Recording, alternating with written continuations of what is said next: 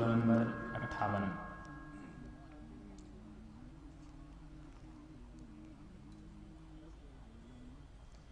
बिस्मिल्लाहिर्रहमानिर्रहीम। क़द समिअ अल्लाहु क़ौला अल्लती तुजादिलुका फ़ी ज़ौजिहा वतश्तकी इला अल्लाहि वल्लाहु यस्मअु तहावुरकुमा इन्ना अल्लाहा समीउन बसीर। الذين يظاهرون منكم من نسائهم ما هن أمهاتهم إن أمهاتهم إلا اللائي ولدنهم وإنهم ليقولون منكرا من القول وزورا وإن الله لغفور. والذين يظاهرون من نسائهم ثم يعودون لما قالوا فتحرير رقبة من قبل أن يتماسا ذلكم توعظون به والله بما تعملون خبير. فمن لم يجد فصيام شهرين متتابعين من قبل أن يتماسا فمن لم يستطع فإطعام 60 مسكينا ذلك لتؤمنوا بالله ورسوله وتلك حدود الله وللكافرين عذاب أليم. إن الذين يحادون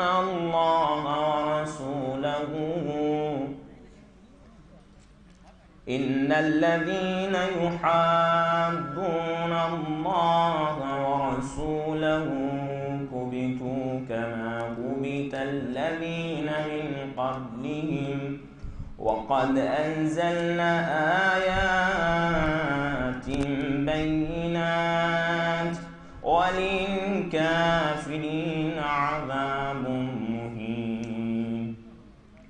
يوم يبعثهم الله جميعا فينبئهم بما عملوا أحصاه الله ونسوه والله على كل شيء شهيد. ألم تر أن الله يعلم ما في السماوات وما في الأرض ما يكون من نجوى 3 إلا هو رابعهم ولا 5 إلا هو سادسهم ولا أدنى من ذلك ولا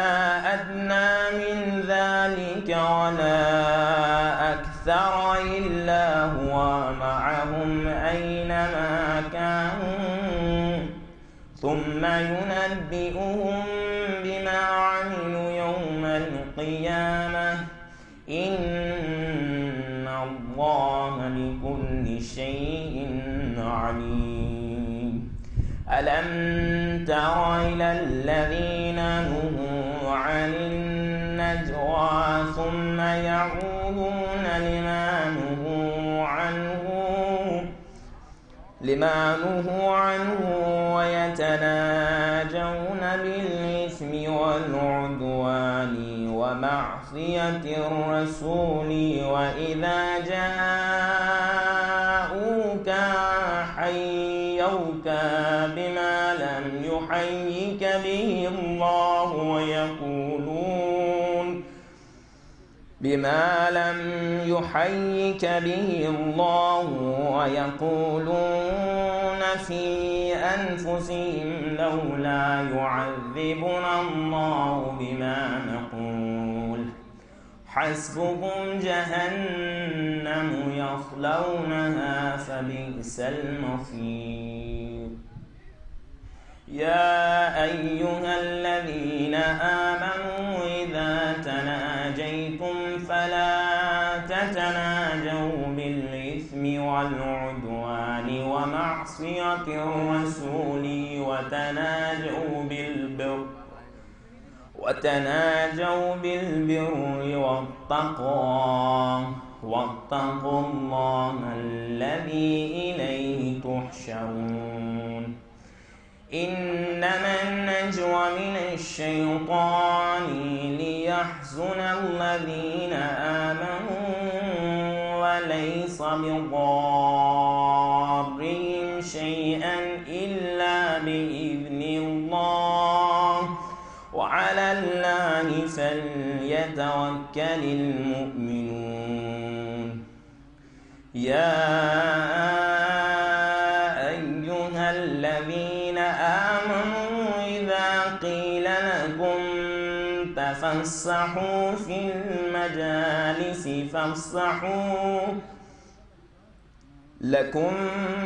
تفسحوا في المجالس فافسحوا يفسح الله لكم وإذا قيل انشزوا فانشزوا يرفع الله الذين آمنوا منكم والذين أوتوا العلم درجات والله بما تعملون خبير.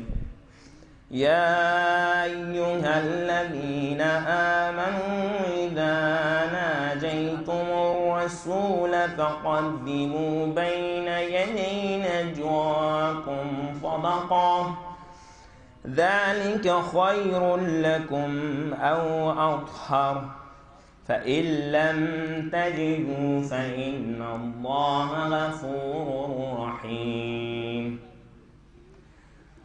أأشفقتم أن تقدموا بين يدي نجواكم صدقات فإذ لم تفعلوا وطاب الله عليكم فأقيموا الصلاة وآتوا الزكاة وأطيعوا الله ورسوله والله خبير بما تعملون. ألم تر إلى الذين تولوا قوما غضب الله عليهم ما هم منكم ولا منهم ويحلفون على الكذب وهم يعلمون. أعد الله لهم عذابا شديدا إنهم ساء ما كانوا يعملون. اتخذوا أيمانهم جنة فصدوا عن سبيل الله فلهم عذاب مهين. لن تغني عنهم أموالهم ولا أولادهم من الله شيئا أولئك أصحاب النار هم فيها خالدون. يوم يبعثهم الله جميعا فيحلفون له كما يحلفون لكم ويحسبون أنهم على شيء ألا إنهم الكاذبون. استحوذ عليهم الشيطان فأنساهم ذكر الله أولئك حزب الشيطان ألا إن حزب الشيطان هم الخاسرون إن الذين يحادون الله ورسوله أولئك في الأذلين كتب الله لأغلبن أنا ورسلي إن الله قوي عزيز لا تجد قوما يؤمنون بالله واليوم الآخر يوادون من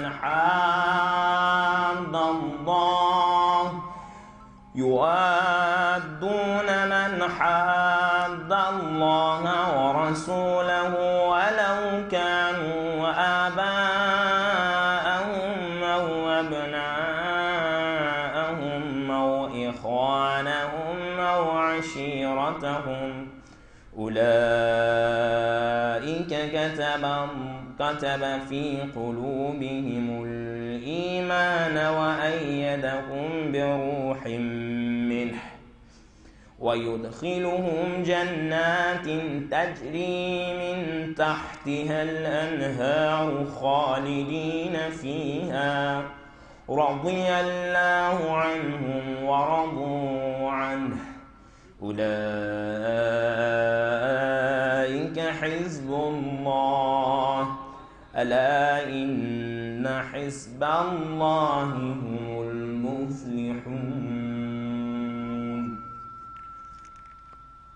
صدق الله العلي العظيم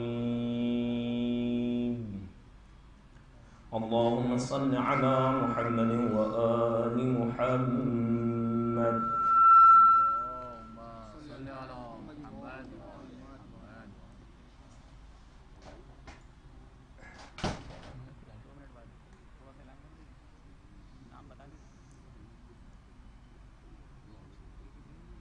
جہاں جہاں تک بھی میری آواز جا رہی ہے مومنین کرام سے ایک مرتبہ پھر گزارش ہے کہ چھوٹے امام باڑے میں تشریف لے آئیں.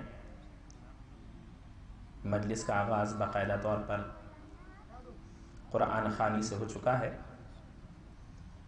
مجلس ترحیم برائے سال ثواب مرحوم شبی حیدر ابن رئیس حیدر، مرحوم محمد حسن ابن ضیاء الحسن، مرحوم انیس خان ابن نفیس خان اور مرحوم عامر رضا ابن ناصر رضا چھوٹے امام باڑے میں منعقد کی گئی ہے. اس مجلس کو خطاب فرمائیں گے حجت الاسلام والمسلمین عالی جناب مولانا حسنین باقری صاحب قبلہ.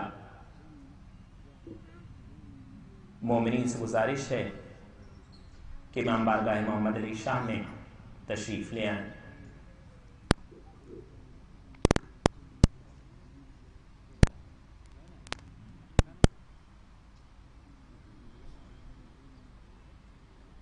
اہل بیت کے چاہنے والوں کی یہ روش رہی ہے کہ جب بھی ہمارے اوپر کوئی مصیبت آتی ہے یا کوئی غم ہوتا ہے تو ہم اپنے غم کو غم سید الشہداء سے ملا دیتے ہیں اور اپنے مرحومین کے علو درجات کے لیے مجالس عزا کا انعقاد کرتے ہیں. اسی حوالے سے اس مجلس کا بھی انعقاد کیا گیا ہے. جہاں جہاں تک بھی میری آواز جاری ہے مومنین سے ملتمس ہوں کہ چھوٹے امام باڑے میں تشریف لے آئیں. تلاوت کلام ربانی سے مجلس کا آغاز کرنے کے لیے ملتمس ہوں قاری فرمان حیدر جعفری صاحب سے کہ تشریف لائیں اور باقاعدہ طور پر تلاوت کلام ربانی سے مجلس کا آغاز فرمائیں. آپ سب سے گزارش ہے کہ بآواز بلند نعرے صلوات سے ان کا استقبال فرمائیں.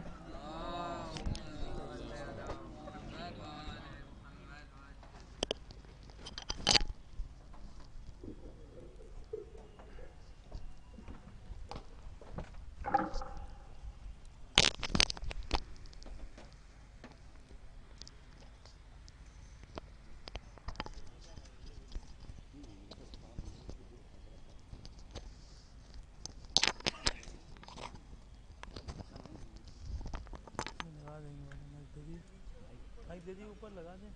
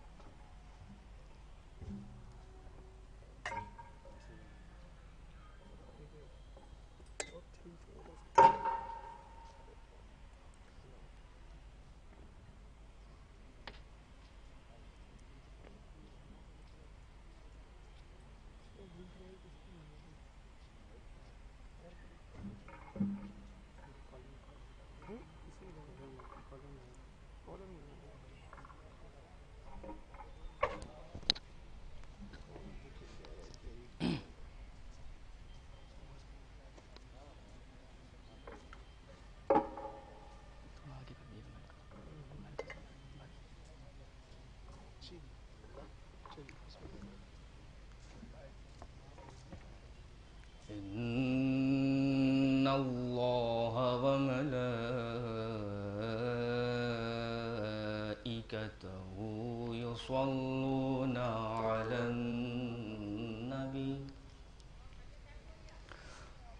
يا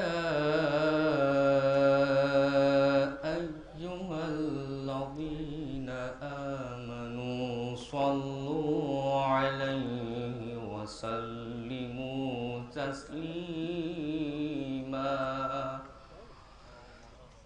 اللهم صل على محمد وآل محمد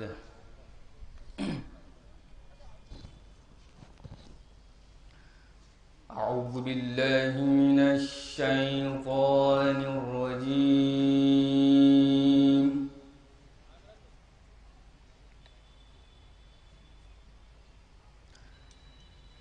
بسم الله الرحمن الرحيم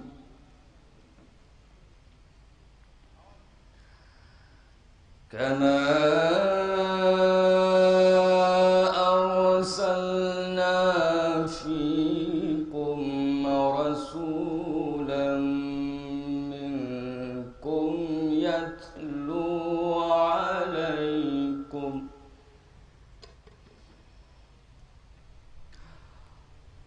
يتلو عليكم آياتنا ويزكيكم ويعلمكم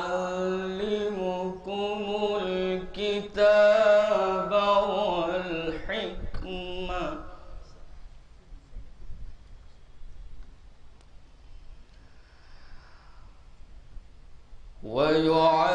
ويعلمكم الكتاب والحكمة ويعلمكم ما لم تكونوا تعلمون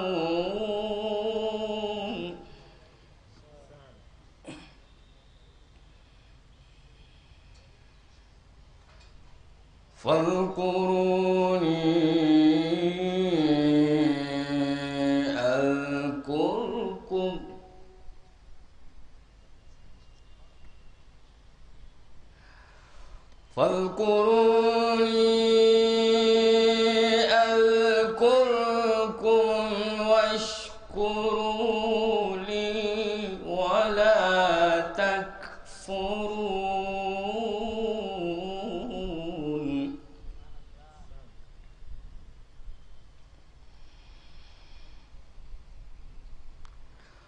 يا أيها الذين آمنوا استعينوا بالصبر والصلاة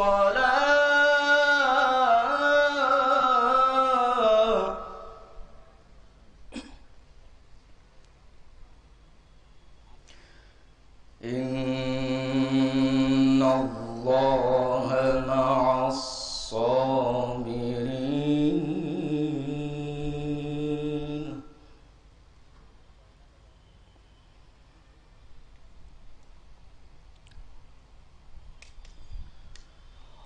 يا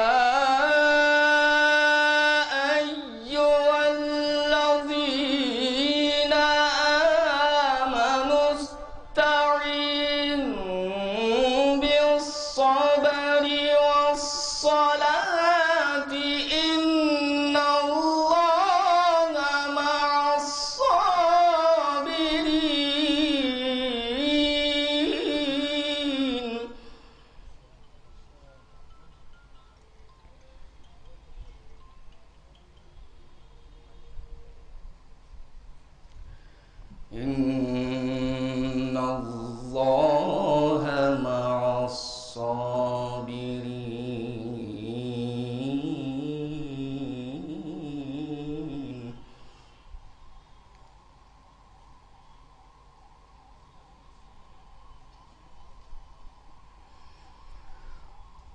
ولا تقولوا لمن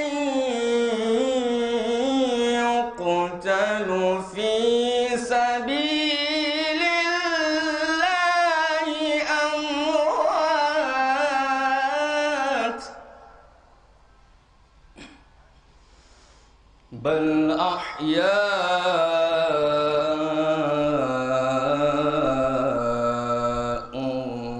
ولكن لا تشعرون.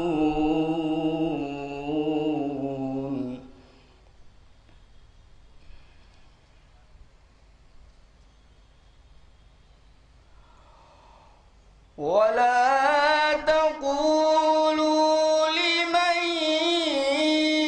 يقتل في سبيل الله أموات، بل أحياء ولكن لا تشعرون.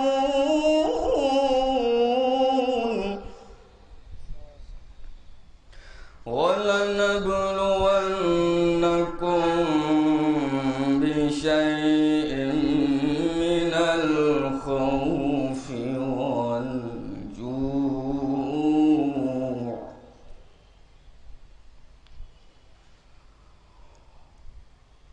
ولا تقولوا لمن يقتل في سبيل الله أموات،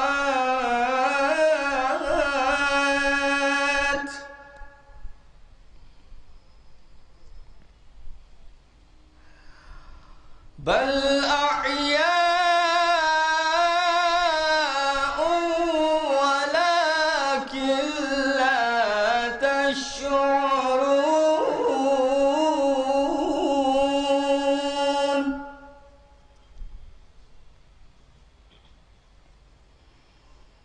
ولنبلونكم بشيء من الخوف والجوع ونقص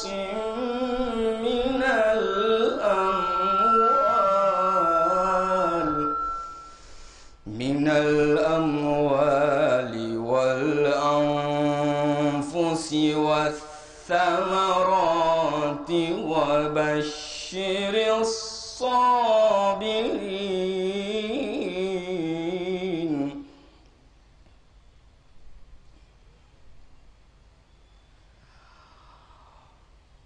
الذين إذا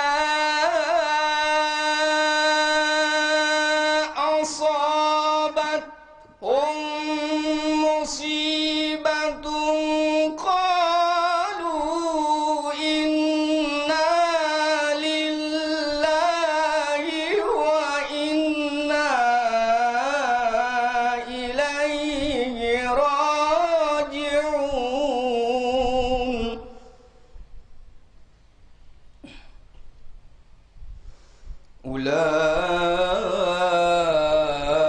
أولئك عليهم صلوات من ربهم ورحمة وأولئك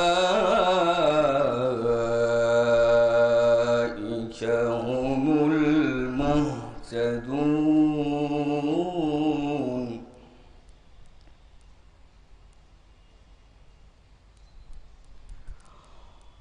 الذين إذا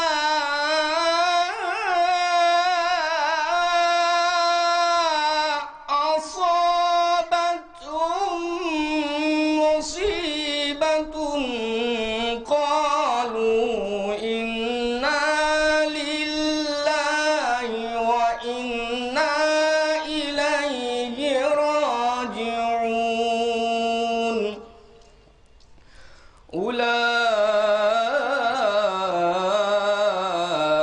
أولئك عليهم صلوات من ربهم ورحمة وأولئك هم المهتدون. صدق الله العلي العظيم. اللهم صل وسلم وزد وبارك على رسول الله وآله الأطهار، على رسول الله وآله الأطهار.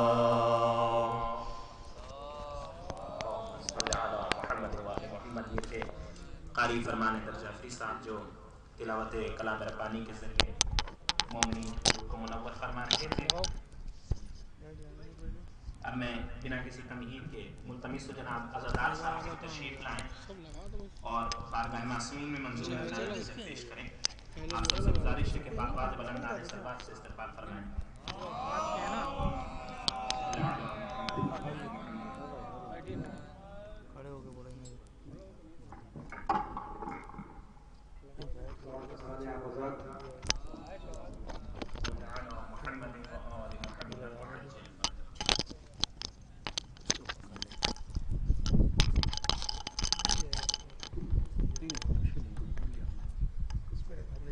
صلوات کا ساتھ یہاں حضرات.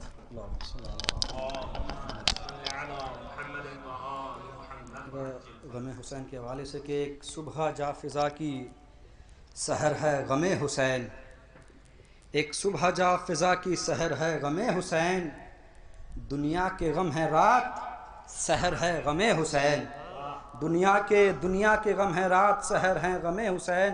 اور ایک مطلب اور یہیں سے کہ احساس کی ایک ایسی سپر ہے غم حسین، احساس کی ایک ایسی سپر ہے غم حسین، پھر کوئی غم نہیں ہے اگر ہے غم حسین، پھر کوئی غم نہیں ہے اگر ہے غم حسین. تو حق بات کہنے سننے کے قابل بنا دیا، حق بات کہنے سننے کے قابل بنا دیا، یہ تیری پیروی کا اثر ہے غم حسین. حق بات کہنے سننے کے قابل بنا دیا، یہ تیری پیروی کا اثر ہے غم حسین. اور یہاں سے ایک مطلب چند اشعار ان نوجوانوں کے حوالے سے ان کی ماں کے لیے شاید تسکین کا سبب پہنچے. ان نوجوانوں کے پیغام کے اپنی والدہ کے لیے سماعت کریے کہ تجھ کو معلوم ہے ایسا کبھی سوچا تو نہ تھا. بالکل تازہ کلام ہے، پہلی مرتبہ اس کو پڑھ رہا ہوں کہ تجھ کو معلوم ہے ایسا کبھی سوچا تو نہ تھا، میری ماں تجھ کو رلانے کا ارادہ تو نہ تھا، تجھ کو معلوم ہے ایسا کبھی سوچا تو نہ تھا، میری ماں تجھ کو رلانے کا ارادہ تو نہ تھا. تو رب اکبر کی مشیت نے پکارا ہے مجھے، رب اکبر کی مشیت نے پکارا ہے مجھے، رب اکبر کی مشیت نے پکارا ہے مجھے، ورنہ میں چھوڑ کے جاتا تجھے ایسا تو نہ تھا، ورنہ میں چھوڑ کے جاتا تجھے ایسا تو نہ تھا. اور یہاں سماعت کریے کہ صبر رب اکبر کی مشیت نے پکارا ہے مجھے، ورنہ میں چھوڑ کے جاتا تجھے، ایسا تو نہ تھا۔ تو صبر کر اے میری ماں مادر اکبر کی قسم، صبر کر اے میری ماں مادر اکبر کی قسم، مثل ہم شکل پیمبر تیرا بیٹا تو نہ تھا۔ صبر کر اے میری ماں مادر اکبر کی قسم، مثل ہم شکل پیمبر تیرا بیٹا تو نہ۔ تو یہ شعر بالخصوص کیونکہ نوجوانوں کا ایسا ایکسیڈنٹ ہوا تھا کہ دیکھا بھی نہیں جاتا، مگر کربلا نہ ہوتی تو شاید برداشت نہ کر سکتے۔ شعر بالخصوص سماعت کریے کہ صورت مادر قاسم بھی نگاہوں میں رہے، صورت مادر قاسم بھی نگاہوں میں رہے، ٹکڑے ٹکڑے تیرے بیٹے کا جنازہ تو نہ تھا۔ صورت مادر قاسم بھی نگاہوں میں رہے، ٹکڑے ٹکڑے تیرے بیٹے کا جنازہ تو نہ تھا۔ تو میری ماں ہے تیری آنکھ کا تارا تھا میں، تو میری ماں ہے تیری آنکھ کا تارا تھا میں، مثل شبیر میں زہرا کا دلارا تو نہ تھا، مثل شبیر میں زہرا کا دلارا تو نہ تھا۔ صورت مادر قاسم بھی نگاہوں میں رہے، صورت مادر قاسم بھی نگاہوں میں رہے، ٹکڑے ٹکڑے تیرے بیٹے کا جنازہ تو نہ تھا۔ صلوات محمد وآل محمد پر اللہم صلی علی محمد وآل محمد عجل فرج۔ جزاک اللہ۔ یہ تھے جناب عزادار صاحب جو بارگاہ معصومین میں منظوم نذرانہ عقیدت پیش کر رہے تھے۔ 29 شوال یوم وفات خدائے سخن میر انیس عار اللہ مقامہ، لہذا اس حوالے سے گزارش ہے کہ ایک مرتبہ سورہ الحمد اور 3 مرتبہ سورہ اخلاص تلاوت فرما کے میر انیس عار اللہ مقامہ کی روح کو بخش دیں۔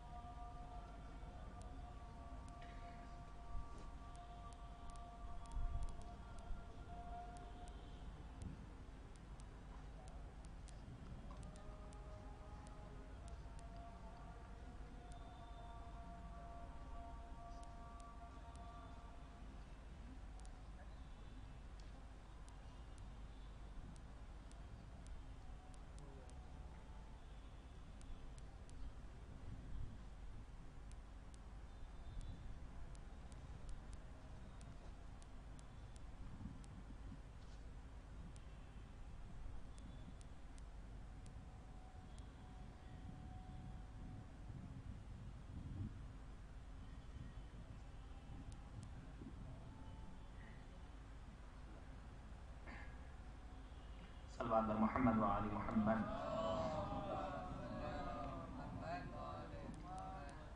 میر انیس عار اللہ مقامہ کے مرثی کے 2-3 بند جناب علی اکبر کے حوالے سے کہ حضرت کھڑے تھے خیمے کی پکڑے ہوئے تناب، سن کر یہ غل رہی نہ دلے نادواں کو تاب، ناگاہ رن سے آئی صدا اے فلک جناب، بیٹا جہاں سے جاتا ہے اب آئیے شتاب، لاشے پہ ظلم و جور بدافعال کرتے ہیں، گھوڑوں سے اہل کی ہمیں پامال کرتے ہیں۔ سن کر یہ استغاثہ فرزند خوش قصال، سید نے آہ کی کہ ہلا عرش ذوالجلال، ارے کھولے جناب فاطمہ کی بیٹیوں نے بال، بانو پکاری خیر تو ہے اے علی کے لال، بانو پکاری خیر تو ہے اے علی کے لال، ہے بے پسر سے کون سی مادر بچھڑ گئی، ہے پسر سے کون سی مادر بچھڑ گئی، صاحب بتاؤ کیا میری بستی اجڑ گئی، اور نیزے سے کس کے لال کا زخمی ہوا جگر، ارے کرتے ہیں کس کی لاش کو پامال اہل شر، ارے کہتا ہے کون رن میں تڑپ کر پدر پدر، اب گھر سے میں نکلتی ہوں، اب گھر سے میں نکلتی ہوں، ہائے میرا پسر، پردانہ مجھ سے کیجئے سب جانتی ہوں میں، آواز یہ اسی کی ہے پہچانتی ہوں میں، پردانہ مجھ سے کیجئے سب جانتی ہوں میں، آواز یہ اسی کی ہے پہچانتی ہوں میں۔ گزارش گزار ہوں اظہار تاثرات کے لیے حجت الاسلام والمسلمین علی جناب مولانا حیدر عباس رضوی صاحب قبلہ سے تشریف لائیں۔ آپ سب سے گزارش ہے کہ بآواز بلند نعرہ صلوات سے مولانا موصوف کا استقبال فرمائیں۔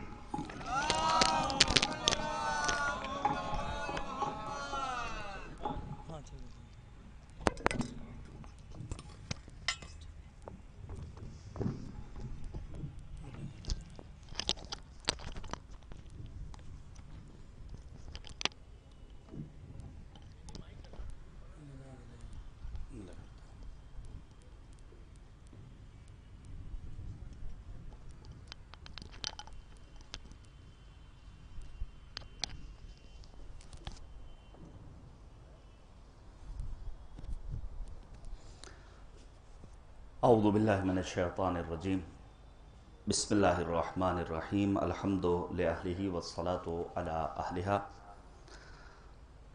اما بعد فقد قال اللہ تبارک و تعالی فی القرآن الحکیم وهو اصدق الصادقین وقولہ الحق بسم اللہ الرحمن الرحیم انہم کانوا یسارعون فی الخیرات ویدعوننا رغبا ورہبا وکانوا لنا خاشعین۔ میں سننے کے لیے حاضر ہوا ہوں، لیکن صرف تعمیل حکم کی خاطر 2 سے 4 منٹ۔ یقیناً وہ دن ہم سب کے لیے ایک ہولناک دن کے مانند تھا جب ان 4 مومن جوانوں کی خبر مرگ ہم تک پہنچی۔ آسان نہیں ہوتا ہے جواں سال انسان کی موت کے منظر کو نگاہوں سے دیکھنا، لیکن ایک عظیم تحفہ پروردگار نے ہمارے لیے، ہم جیسوں کے لیے قرار دیا ہے کہ جب کبھی بھی کسی مصیبت میں مبتلا ہو تو مظلوم کربلا سید الشہداء کی مصیبت و مظلومیت کو یاد کر لینا۔ میں تمام شیعہ میڈیا چینل کی جانب سے جو شہر لکھنؤ سے دین کی خدمت انجام دے رہے ہیں، ان مرحومین کے خانوادے کی خدمت میں تعزیت اور تسلیت پیش کرتا ہوں۔ میں کس کا تذکرہ کروں اس میں؟ اپنے عزیز دوست اور برادر مومن حسن صاحب کا تذکرہ کروں، جنہوں نے نہ جانے کتنی مرتبہ اسی چھوٹے امام باڑے میں اپنی ساؤنڈ سروس کے ذریعے بے لوث خدمت کا جو جذبہ پیش کیا، وہ شاید ان کی شفاعت کے لیے اور خدا کی بارگاہ میں ان کی سرخروئی کے لیے کافی و وافی ہو۔ کس کا تذکرہ کروں؟ بھائی عامر کا تذکرہ کروں؟ اگر میں اشتباہ نہ کروں تو ان کے میسیجز کی کسی نے اسکرین شاٹ لے کر کے سوشل میڈیا پر وائرل کیا تھا۔ جو باتیں انہوں نے بیان کی اس میں صرف اور صرف یہی کہ ہم تو مجالس میں شرکت کرنے والے ہیں، سید الشہداء کے چاہنے والے ہیں، ہم کسی انسان کو مصیبت میں نہیں دیکھ سکتے۔ یہی جذبہ ہے جو ان مجالس کا عظیم پیغام ہے۔ ان میں جو پہلی تصویر ہے شبی حیدر، ان کے والد بزرگوار سے جب جامع مسجد میں اس رات ملاقات ہوئی تو انہوں نے تذکرہ کیا تمام تر باتوں کے درمیان کہ ایک 7 برس کا بچہ ہے جو شدید مریض ہے۔ انشاءاللہ مؤمنین اس جانب متوجہ ہوں گے، علماء اپنی ذمہ داریوں کو انجام دیں گے تاکہ باپ کی یادگار گھر کا روشن چراغ بن سکے اور وہ اپنے باپ کے تابناک مستقبل کو منظر عام پر لانے میں اہم کردار ادا کر سکے۔ معمولی سا شغل تھا بھائی انیس کا، ایک چھوٹا سا چائے کا ہوٹل، لیکن جس کسی سے سنا اس نے یہی تعریف کی کہ جب کبھی بھی دل گھبراتا تھا، کبھی بھی آؤٹنگ کے لیے ہمیں جانا ہوتا تھا تو ہم چھوٹے امام باڑے پہنچ جاتے تھے اور پھر تادیر وہاں بیٹھتے تھے، ان سے گفتگو ہوتی تھی۔ قرآن کریم کے سورہ انبیاء میں مالک نے آواز دی ایک چھوٹے سے گھرانے کی تعریف و تمجید اور توصیف بیان کرتے ہوئے، انہم کانوا یسارعون فی الخیرات ویدعوننا رغبا ورہبا وکانوا لنا خاشعین۔ جناب زکریا کے خانوادے کی تعریف اور تمجید میں پروردگار کہتا ہے چند ایک صفات تھے ان کے اندر۔ سب سے پہلی کوالٹی اس خاندان کی یہ تھی کہ یہ خیرات کی جانب سابق قدم رہنے والے تھے، سبقت کرنے والے تھے۔ ان کے اندر چند ایک صفات، ان میں پہلی صفت کار خیر کی جانب سبقت۔ پڑھیے گا زیارت جامع کبیرہ، جس میں اہل بیت طاہرین علیہم الصلاۃ والسلام کے لیے ہم اور آپ کیا پڑھتے ہیں؟ ان ذکر الخیر کنتم اولہ وآخرہ واصلہ وفرعہ ومعدنہ ومنتہاہ ومأواہ۔ اے اہل بیت، آپ پر ہمارا سلام، جب کبھی بھی خیر کا تذکرہ کیا جائے گا تو اس خیر کی ابتدا بھی آپ ہیں، اس خیر کی انتہا بھی آپ ہیں، اس خیر کے مبدا، مأوا، سرچشمہ آپ ہی کی ذات مقدس۔ رب کریم ہم سب کو کار خیر کی جانب آگے بڑھنے والوں میں قرار دے، اور میں اپنے ہمسن بھائیوں سے گزارش کروں گا، موت کے لیے ہمیں اور آپ کو تیار رہنا چاہیے۔ کس نے سوچا تھا کہ یہ 4 جوان جو اپنے گھر سے نکلے ہیں ان کے ساتھ ایسا ناگوار حادثہ پیش آئے گا؟ لیکن ساتھ ہی ساتھ تلقین کرنا چاہوں گا، ایک چھوٹے سے طالب علم ہونے کے ناطے مشورہ دینا چاہوں گا کہ کبھی بھی آپ کے لبوں پر شکوے کے کلمات نہیں آنا چاہیے۔ یقیناً غم بہت عظیم ہے، بالخصوص ماں باپ کے لیے، زوجہ کے لیے، بھائی بہن کے لیے، دوستوں کے لیے، لیکن کبھی بھی مت کہیے کہ ابھی مرنے کے دن نہیں تھے۔ جب صادق آل محمد امام جعفر صادق علیہ السلام سے یہ پوچھا گیا، آخری بات ہے، مولا انسان کے لیے حقیقت عبودیت کیسے واضح ہو کہ کون عبد محض ہے؟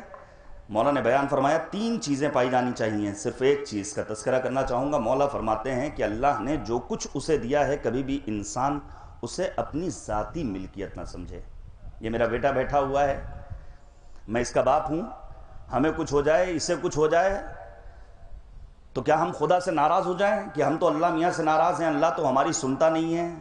نہیں، یہ اللہ کی دی ہوئی نعمت میری اپنی نعمت نہیں ہے، میری اپنی ملکیت نہیں ہے۔ جس دن یہ جذبہ اور یہ اعتقاد، یہ یقین ہمارے وجود میں راسخ ہو جائے گا، پھر ہم کسی کی موت پر کفریہ جملے اپنے لبوں پر نہیں آئیں گے۔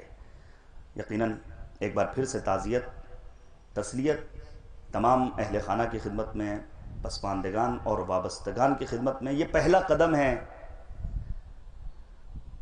تمام لکھنؤ کے شیعہ میڈیا چینلز کی جانب سے ایک مجلس اعزا کا اہتمام کر کے ہم ان کے غم اور درد میں شریک ہو رہے ہیں، لیکن انشاءاللہ تعالی ہم ساتھ میں بیٹھیں گے اور پھر کوئی ایسا کام کرنا چاہیں گے ان مرحومین کے لیے جو ان کے علو درجات کا ذریعہ بھی قرار پائے اور ساتھ ہی ساتھ ان کے وابستگان کے لیے تسکین قلب کا ذریعہ بھی قرار پائے۔ وآخر دعوانا ان الحمدللہ رب العالمین۔ اللہم صلی علی محمد و آل محمد وعجل فرجهم۔ ایک اعلان سماعت فرما رہے ہوں کہ بتاریخ 31 مئی بروز منگل یعنی کل جناب ضیاء الحسن صاحب کے مکان پر ایک مجلس اعزا کا انعقاد کیا گیا ہے انہی مرحومین کی اصالہ ثواب کے حوالے سے، جس کو حجت الاسلام والمسلمین علی جناب مولانا محمد حسن معروفی صاحب قبلہ خطاب فرمائیں گے۔ اولاً نماز مغربین باجماعت ہوگی، اس کے فوراً بعد مولانا موصوف مجلس کو خطاب فرمائیں گے۔ وقت نہیں ہے لہٰذا گزار ہوں جناب ذیشان صاحب سے کہ تشریف لائیں اور بارگاہ معصومین میں منظوم نذرانہ عقیدت پیش کریں۔ آپ سب سے گزارش ہے کہ بآواز بلند نعرے صلوات سے استقبال فرمائیں۔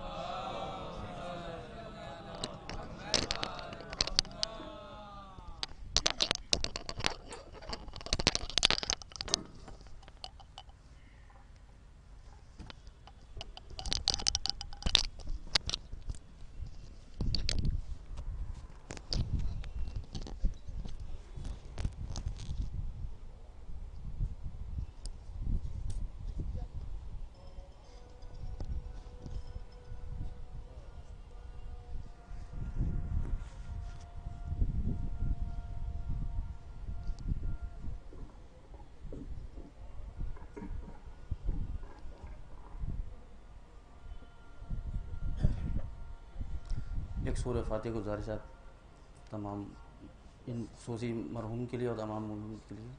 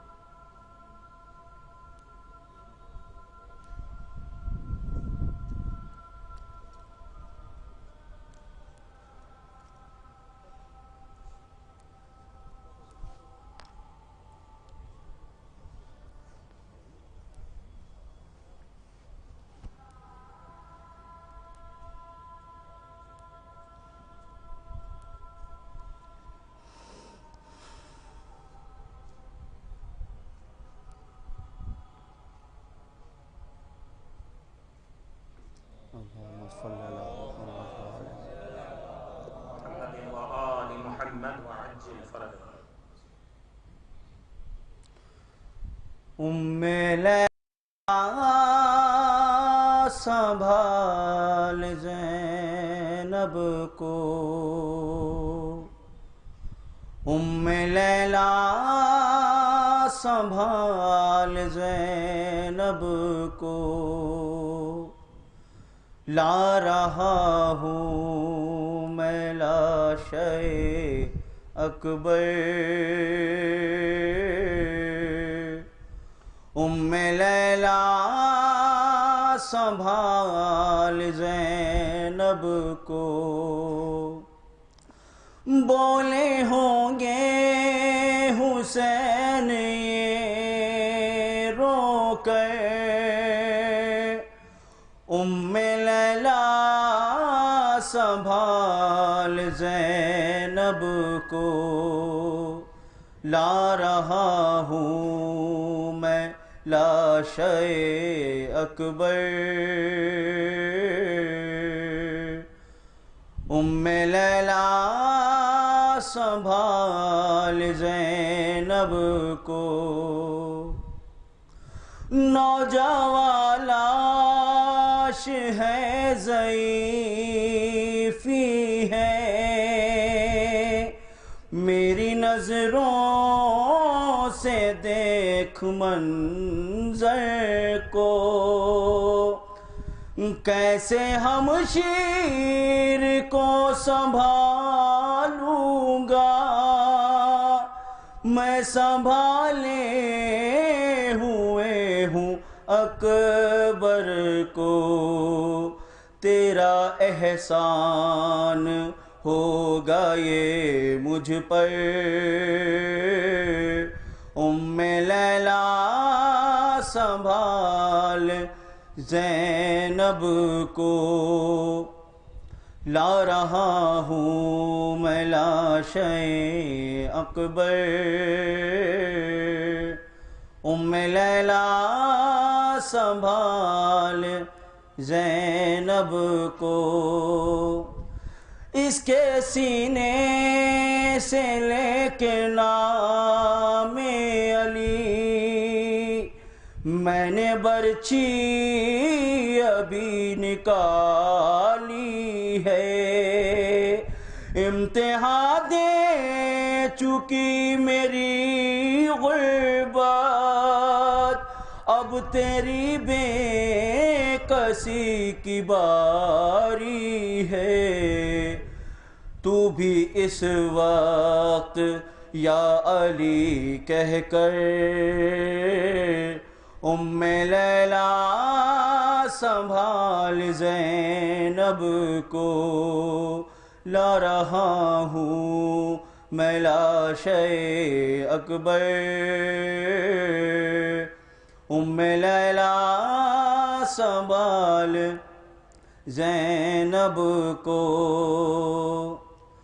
دو نگینے تھے اس کی جھولی میں، دونوں اکبر پہ کر دیے صدقہ، صبر ایسا کہ اپنے بیٹوں پر میں نے روتے سے نہیں دیکھا ہے، مگر اب یہ لاشے اکبر، لیلا سنبھال زینب کو، ایسے لاشیں جواں اٹھائے ہوں، ایڑیاں خط بناتی آتی ہیں، ان نشانوں کو پیچھے پیچھے میرے اماں زہرا مٹاتی آتی ہے، اس کی نظریں نہ دیکھیں یہ منظر، لیلا سنبھال زینب کو، لا رہا ہوں میں لاشے اکبر ام لیلا سنبھال زینب کو. جزاک اللہ. صلی اللہ علیہ محمد و آل محمد.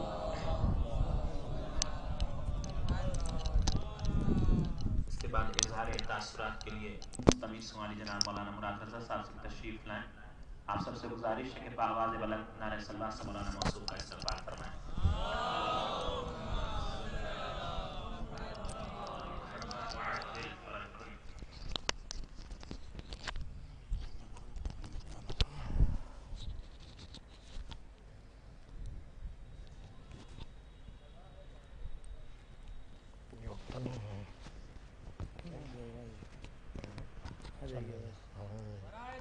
کچھ گھر لگا دیتا تھا. ٹھیک ہے.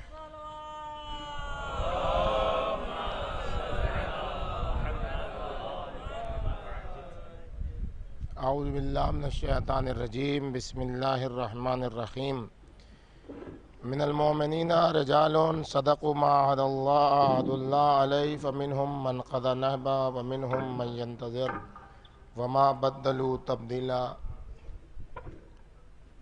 یہ تعزیتی نشست اور مجلس اعزاء جو اہل بیت اطہار کے چاہنے والوں کے ایصال ثواب اور پسماندگان کے صبر جمیل و اجر جزیل کے لیے منعقد کی گئی ہے.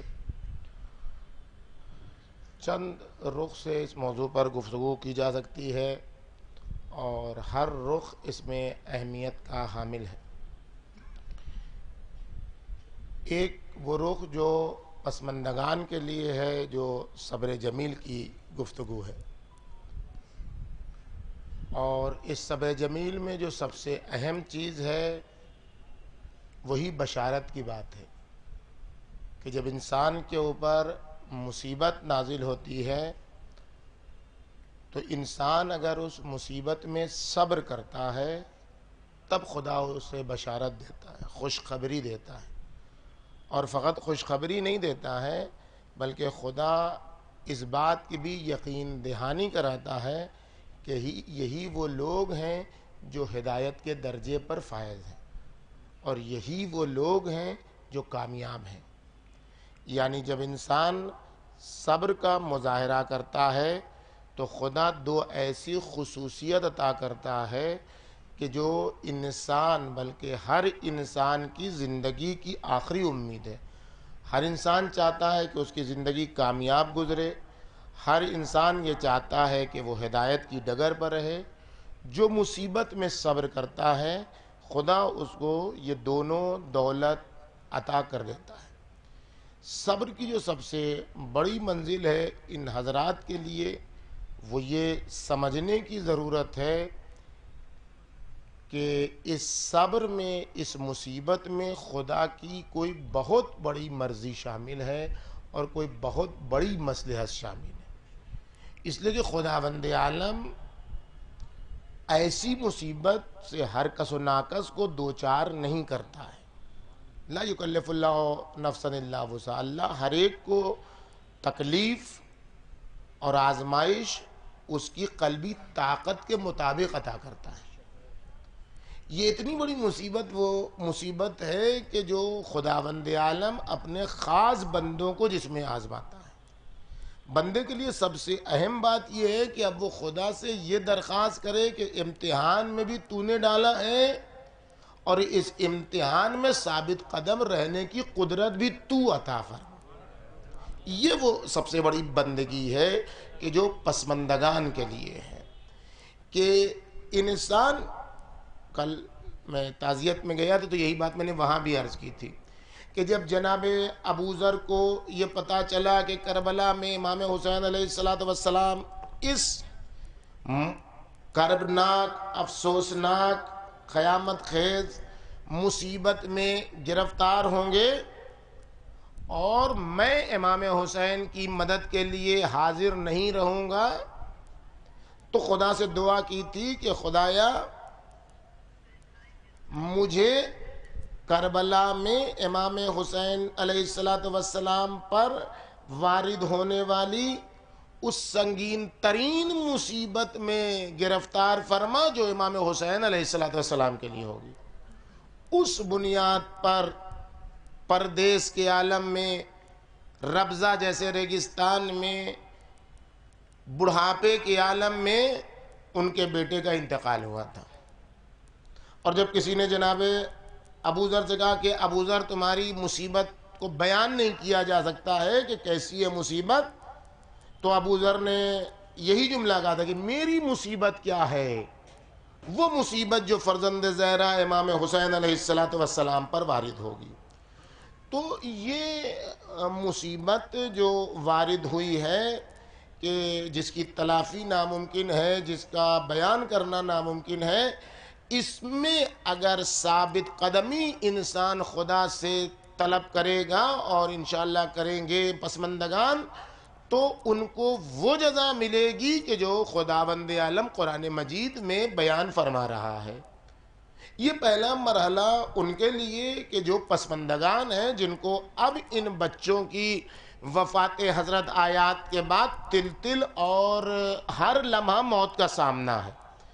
لیکن اس موت کو جو زندگی میں جو چیز ان کے تبدیل کر سکتی ہے، وہ وہی اس خدا پر بھروسہ ہے کہ جو خدا ان کو اس مصیبت میں ثبات قدم کے نتیجے میں عطا کرنے والا ہے. دوسری جو منزل ہے اور دوسرا جو رخ ہے اس مصیبت کا، وہ ان دنیا سے جانے والے نوجوانوں اور جوانوں کا ہے کہ انہوں نے سورہ احزاب کی اس آیت شریفہ کو عملی طور پر کر کے دکھایا، جس میں خداوند عالم ارشاد فرما رہا ہے کہ مومنین میں سے کچھ لوگ ایسے ہیں جنہوں نے جو عہد کیا تھا اس عہد کو پورا کر دکھایا، اور ایسا اپنا عہد پورا کر دکھایا کہ ان کی منزل جب آئی اپنے مالک سے ملنے کی تو اس میں وہ آگے بڑھ کے کامیابی کے مراحل تک پہنچ گئے. اور اسی مرحلے میں دوسرے رخ سے خود بخود تیسرا رخ نکلتا ہے ان کے لیے جو ابھی موجود ہے، ہم آپ کے سامنے، آپ ہمارے سامنے. اس آیت شریفہ میں جو سورہ احزاب کی آیت ہے، اس میں خداوند عالم یہی ارشاد فرما رہا ہے کہ مومنین میں سے کچھ مرد ایسے ہیں جنہوں نے سچ کر دکھایا اس عہد کو جو اپنے اللہ سے کیا تھا. فَمِنْهُمْ مَنْ قَضَى نَحْبَهُ، کچھ وہ لوگ ہیں کہ جنہوں نے اپنا عہد پورا کر دیا، یہ جوان چلے گئے، جو کچھ کرنا تھا ان کو اپنی زندگی میں، جو خدمت انجام دینی تھی، اپنی موت کے ذریعے سے اسے سچ کر دکھایا. اب ان کی منزل ہے کہ جو اس وقت موجود ہیں، فَمِنْهُمْ مَنْ قَضَى نَحْبَهُ وَمِنْهُمْ مَنْ يَنْتَظِرُ، کچھ وہ لوگ ہیں کہ جو اس موت کے منتظر ہیں. آج اتنے بڑے مجمع میں اور لکھنؤ کے شیعہ میڈیا چینل کی جانب سے یہ مجلس عزا جو منعقد ہو رہی ہے ان جوانوں کے لیے، اس کا ایک رخ یہ ہے کہ پسماندگان کو اجر جزیل کی تلقین ہے، صبر جمیل کی تلقین ہے.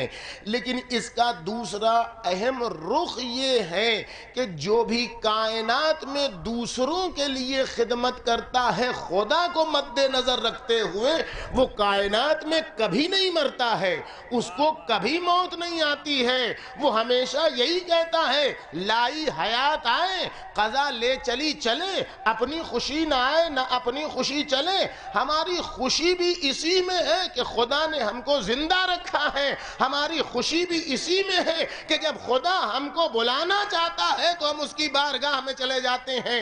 جو خدمت وہ کر کے گئے تھے، نہ ان کو دکھانے کے لیے نہ ان کو دکھانے کے لیے، میڈیا میں رہنے کے باوجود جو دکھاوا نہیں کرتا ہے، مرنے کے بعد اس کو ایسے خراج عقیدت پیش کیا جاتا ہے کہ نہ ان کے عہد میں تبدیلی آتی ہے، نہ ان کے وعدے میں تبدیلی آتی ہے، نہ ان کی زندگی میں تبدیلی آتی ہے، نہ ان کی موت میں تبدیلی آتی ہے.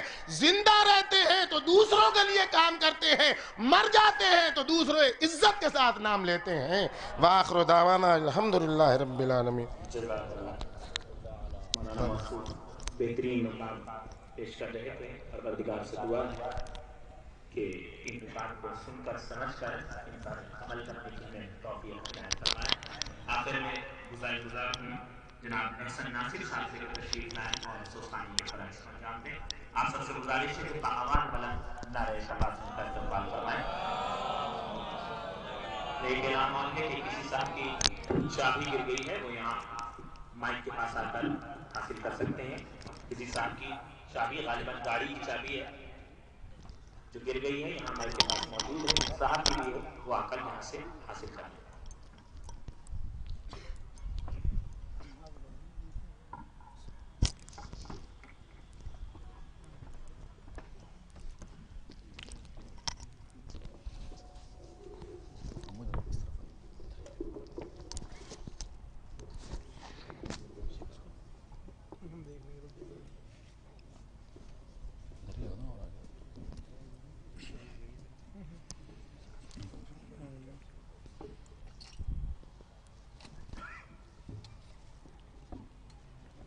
ایک سلوات کا سہارا دیں آپ.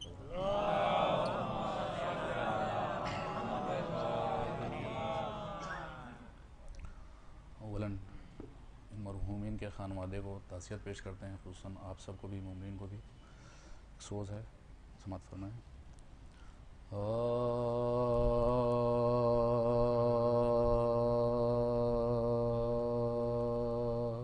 شیعہ گر ہو تم تو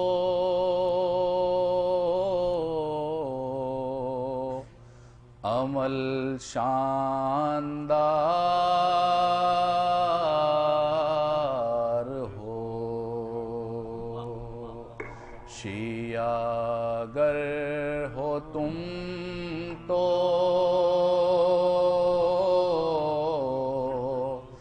عمل شاندار ہو. رے دنیا نہ یہ کہے کہ فقط سوگوار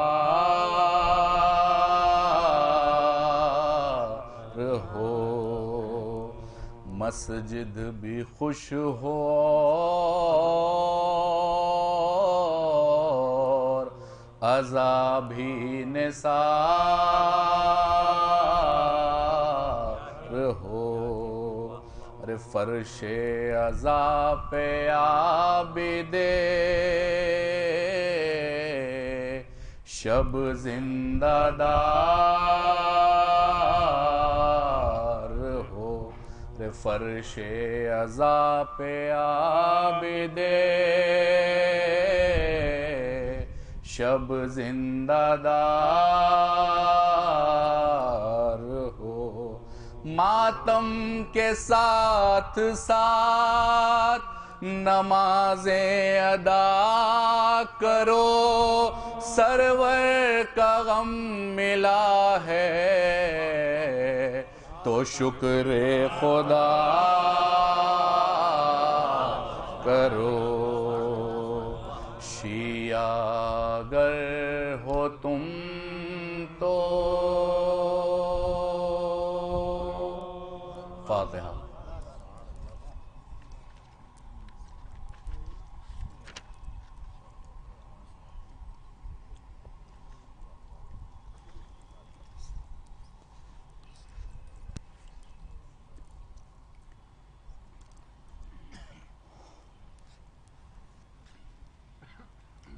بہرحال جوانوں کی مجلس سے لہٰذا جناب علی اکبر کی سب سے مرثی کے چند مناظر ہم پیش کرتے ہیں.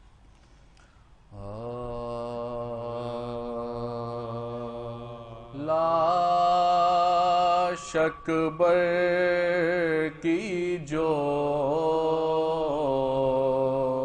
مقتل سے اٹھا لائے حسین. نوجوان کو صف اول سے اٹھا لائے. چاند کو شام کے بادل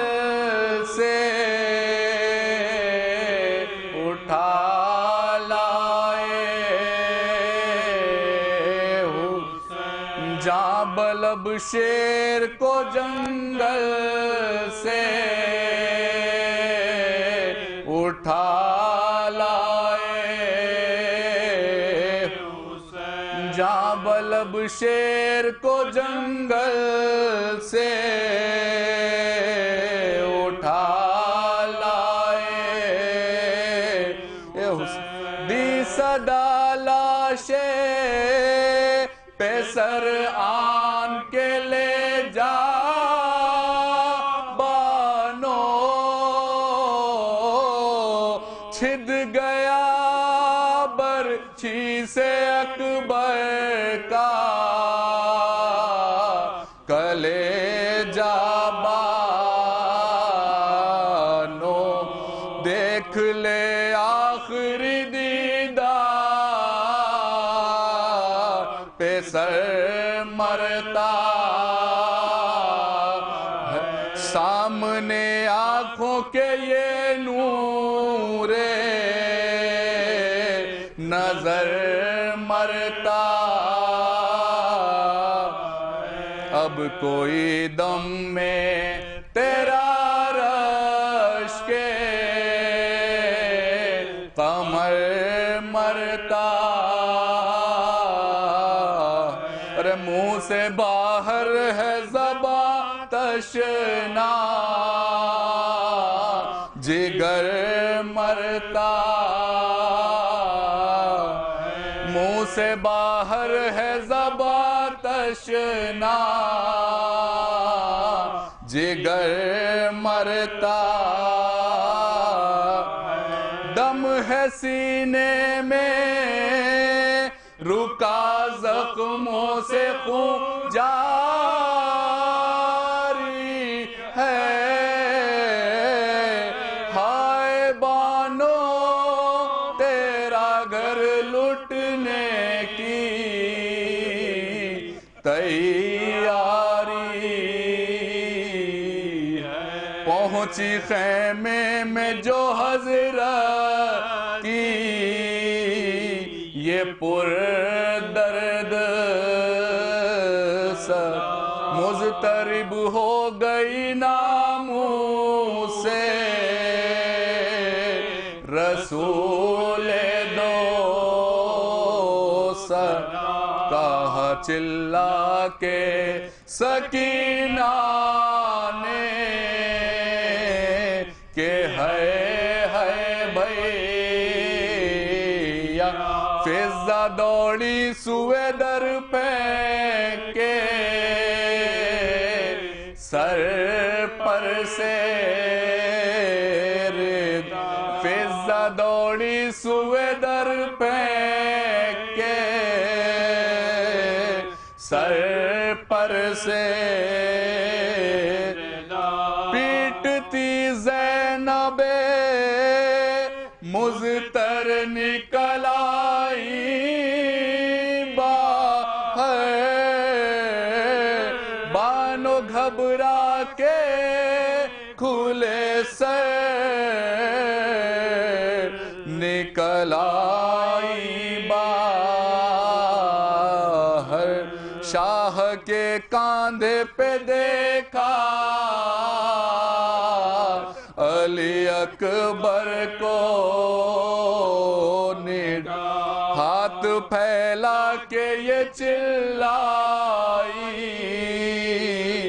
کہ ہے میرے لا کیا غضب ہو گیا اے بات شہ نے قصہ راس آیا نہ میرے بچے کو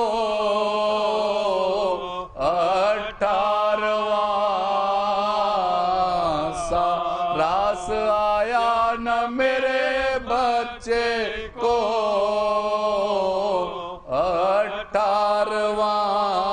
18واں ٹکڑے تیغوں سے بدن ہو گیا سارا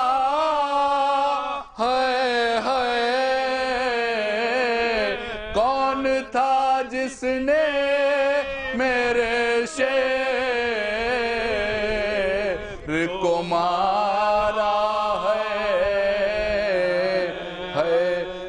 کے بانوں سے یہ فرمانے لگے سرور دی سر نہ پیٹو ابھی زندہ ہے میرا ماہ جب سانس آتی ہے پہر دم ہے دم باز پسی کچھ ان کا بھی ہے اور ہم بھی ہیں مرنے کے کچھ ان کا بھی ہے اور ہم بھی ہیں مرنے کے سب چھٹے اب نہ رہا کوئی ہمارا بانو اس جوان بیٹے کے غم نے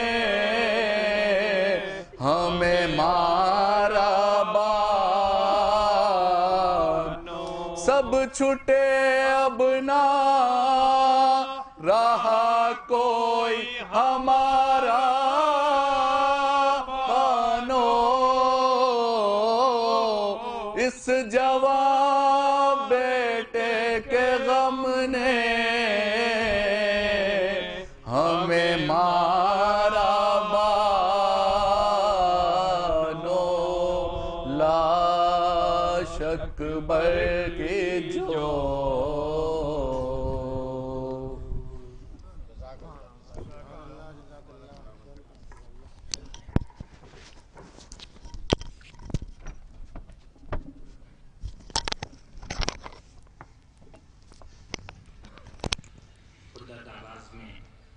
سوستانی کے فرائض سن جان گئے جناب حسن ناصر صاحب ان کے ہمنوا یہ سوستانی اور مرثیہ خانی کی یہ روایت ہمارے یہاں ختم ہوتی جا رہی ہے پروردگار سے دعا ہے کہ ہمیں توفیق عنایت فرمائیں کہ ہم ان روایتوں کو باقی رکھ سکیں اور میر انیس صلی اللہ مقاموں کی کل یوم وفات یعنی 29 شوال اور جناب حسن ناصر صاحب نے بھی انہیں کا ایک مرثیہ آپ کی خدمت میں پیش کیا انہی کے 4 حصوں کے ذریعے مولانا مسعود کو دعوت سخن دوں گا کہ پالیدہ ہوں وہ اوج مجھے آج ملا پالیدہ ہوں وہ اوج مجھے آج ملا ذل علم صاحب معراج ملا پالیدہ ہوں وہ اوج مجھے آج ملا ذل علم صاحب معراج ملا اور منبر میں نشست سر پر حضرت کا علم منبر میں نشست سر پر حضرت کا علم اب چاہیے کیا تخت ملا تاج ملا منبر میں نشست سر پر حضرت کا علم اب چاہیے کیا تخت ملا تاج ملا گزار جب الاسلام والمسلمین علی جناب مولانا حسنین باقری صاحب کا اللہ سے تشریف لائیں اور مجلس خطاب فرمائیں آپ سب سے گزارش ہے کہ آواز بلند نعرہ صلوات سے مولانا منصور کا اعلان سماعت فرما لیں کہ انہی مرحومین کے ایصال ثواب کی مجلس رضا منعقد کی گئی ہے نسخہ کے میدان میں 3 جون کو رات 8 بجے مومنین سے گزارش ہے کہ اس میں شرکت فرمائیں اور کل یعنی بروز منگل جناب ضیاء الحسن صاحب کے مکان پر ایک مجلس رضا کی مرحومین کی منعقد کی گئی ہے جس میں اولا نماز مغربین و جماعت ہوگی جس کے فرائض کو انجام دیں گے حجت الاسلام والمسلمین علی جناب مولانا محمد حسن معروفی صاحب اور بعد مجلس کو خطاب فرمائیں گے مومنین سے گزارش ہے کہ اس مجلس میں بھی کثیر تعداد سے شرکت فرما کر ثواب دائیں حاصل کریں آواز بلند نعرہ صلوات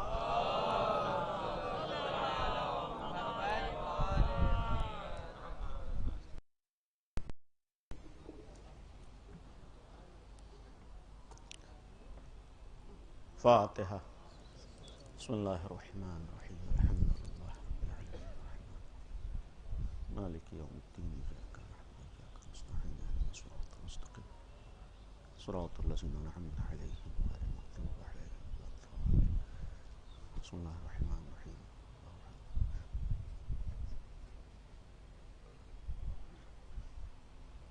اعوذ باللہ السمیع العلیم من الشیطان الرجیم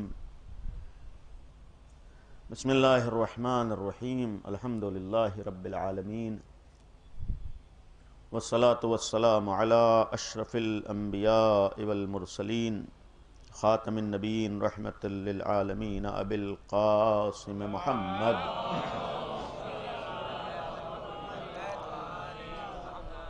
وآلہ الطیبین الطاہرین المعصومین المظلومین لا سیما بقیت اللہ فی الارضین ارواحنا و ارواح العالمین لتراب مقدمہ الفداء ولعنت اللہ علی اعدائہم وغاصب حقوقہم وقاتلیہم ومنکری فضائلہم اجمعین اما بعد قال اللہ سبحانہ تبارک و تعالی وقولہ الحق اعوذ باللہ من الشیطان الرجیم وَلَنَبْلُوَنَّكُمْ بِشَيْءٍ مِّنَ الْخَوْفِ وَالْجُوعِ وَنَقْصٍ مِّنَ الْأَمْوَالِ وَالْأَنفُسِ وَالثَّمَرَاتِ وَبَشِّرِ الصَّابِرِينَ الَّذِينَ إِذَا أَصَابَتْهُمْ مُصِيبَةٌ قَالُوا إِنَّا لِلَّهِ وَإِنَّا إِلَيْهِ رَاجِعُونَ أُولَئِكَ عَلَيْهِمْ صَلَوَاتٌ مِّن رَّبِّهِمْ وَرَحْمَةٌ وَأُولَئِكَ هُمُ الْمُهْتَدُونَ صلوات پڑھیں اور محمد آل محمد۔ ایک مرتبہ سورہ حمد اور 3 دفعہ سورہ قل هو اللہ کی تلاوت فرما کر ان چاروں مرحومین مرحوم شبیح حیدر ابن رئیس حیدر اور مرحوم محمد حسن ابن ضیاء الحسن، مرحوم انیس خان ابن نفیس خان اور مرحوم عامر رضا ابن ناصر رضا صاحبان کی ارواح کو ایصال فرما دیں۔ صلی اللہ علی محمد و علی محمد۔ بسم اللہ الرحمن الرحیم الحمد للہ رب العالمین الرحمن الرحیم مالک یوم الدین ایاک نعبد و ایاک نستعین اهدنا الصراط المستقیم صراط الذین انعمت علیہم غیر المغضوب علیہم ولا الضالین۔ بسم اللہ الرحمن الرحیم قل هو اللہ احد اللہ الصمد لم یلد ولم یولد ولم یکن له کفوا احد۔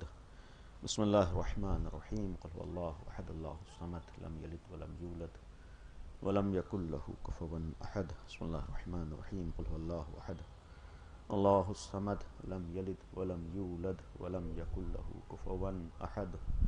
کذالک اللہ ربی صدق اللہ العلی العظیم۔ صلوات پڑھیں اور محمد و آل محمد۔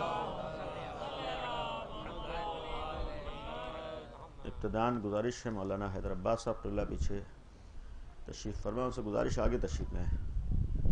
ایک صلوات پڑھیں اور محمد و آل محمد۔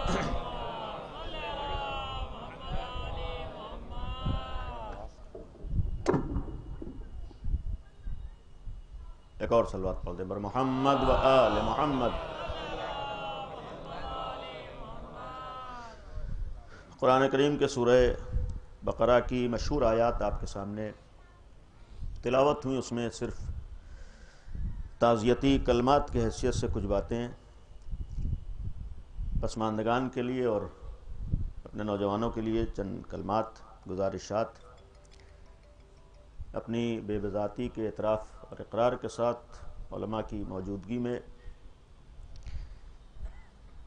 اور یہ بھی مسلم ہے کہ حادثہ بہت عظیم ہے۔ بعض باتیں زبان سے کہہ دینا بہت آسان ہے، لیکن جو خود اس منزل سے گزرتا ہے اور جو اس امتحان سے گزرتا ہے وہی اس درد کو بہتر محسوس کر سکتا ہے۔ گھر والے بھی موجود ہیں، اعزاء بھی موجود ہیں، رشتہ دار بھی موجود ہیں۔ ایک بڑا مرحلہ ہے، بڑا امتحان ہے، لیکن قرآنی آیات جو ہمارے سامنے ہیں وہ قدم قدم پر ہمیں سہارا بھی دیتی ہیں، اور بالخصوص ہم جس در سے وابستہ ہیں، در اہل بیت امیر المومنین اور ان کے گھرانے کی شخصیتیں جو ایسے امتحانی دور میں بھی ہمارے لیے دلاسے اور سہارے کا سبب بنتی ہیں۔ امتحانات سے ہر ایک گزرتا ہے اور ہر ایک گزر رہا ہے، لیکن جو امتحانات اہل بیت نے دیے ہیں، جو آزمائشیں ان کے سامنے آئی ہیں، اور ان امتحانات اور آزمائش میں وہ کیسے گزرے ہیں، یہ یقیناً قابل غور بھی ہے اور قابل تأمل ہے۔ آیات جو آپ کے سامنے تلاوت ہوئیں سورہ بقرہ کی آیت 155 سے 3 آیتیں ہیں۔ وَلَنَبْلُوَنَّكُمْ بِشَيْءٍ مِّنَ الْخَوْفِ، ہم ضرور بالضرور تمہیں آزمائیں گے، تمہارا امتحان لیں گے، تمہیں ابتلا اور آزمائش کی منزل سے گزاریں گے، اور اس میں یہ بھی بیان کیا گیا کن کن چیزوں سے انسان کا امتحان ہوگا۔ وَلَنَبْلُوَنَّكُمْ، ہم ضرور بالضرور تمہارا امتحان لیں گے، بِشَيْءٍ مِّنَ الْخَوْفِ، کچھ خوف کے ذریعے سے بھی ہو سکتا ہے، وَالْجُوعِ، بھوک کے ذریعے سے بھی امتحان ہو سکتا ہے، وَنَقْصٍ مِّنَ الْأَمْوَالِ، اور مال کی کمی سے بھی تمہارا امتحان ہو سکتا ہے، اور والانفس، نفوس کی کمی سے، اپنے اعزاء اور رشتہ داروں کے جانے کے ذریعے سے بھی تمہارا امتحان ممکن ہے، والثمرات، اور پھلوں کی کمی سے بھی، وبشر الصابرین الذین اذا اصابتهم مصیبہ، اور بشارت دے دو ان لوگوں کو کہ جب بھی ان کے اوپر کوئی مصیبت آتی ہے تو قالوا، ان کی زبان پر فوراً یہ جملہ آتا ہے کہ انا للہ و انا الیہ راجعون، ہم اللہ کے لیے ہیں اور ہمیں اللہ کی طرف پلٹ کر جانا ہے۔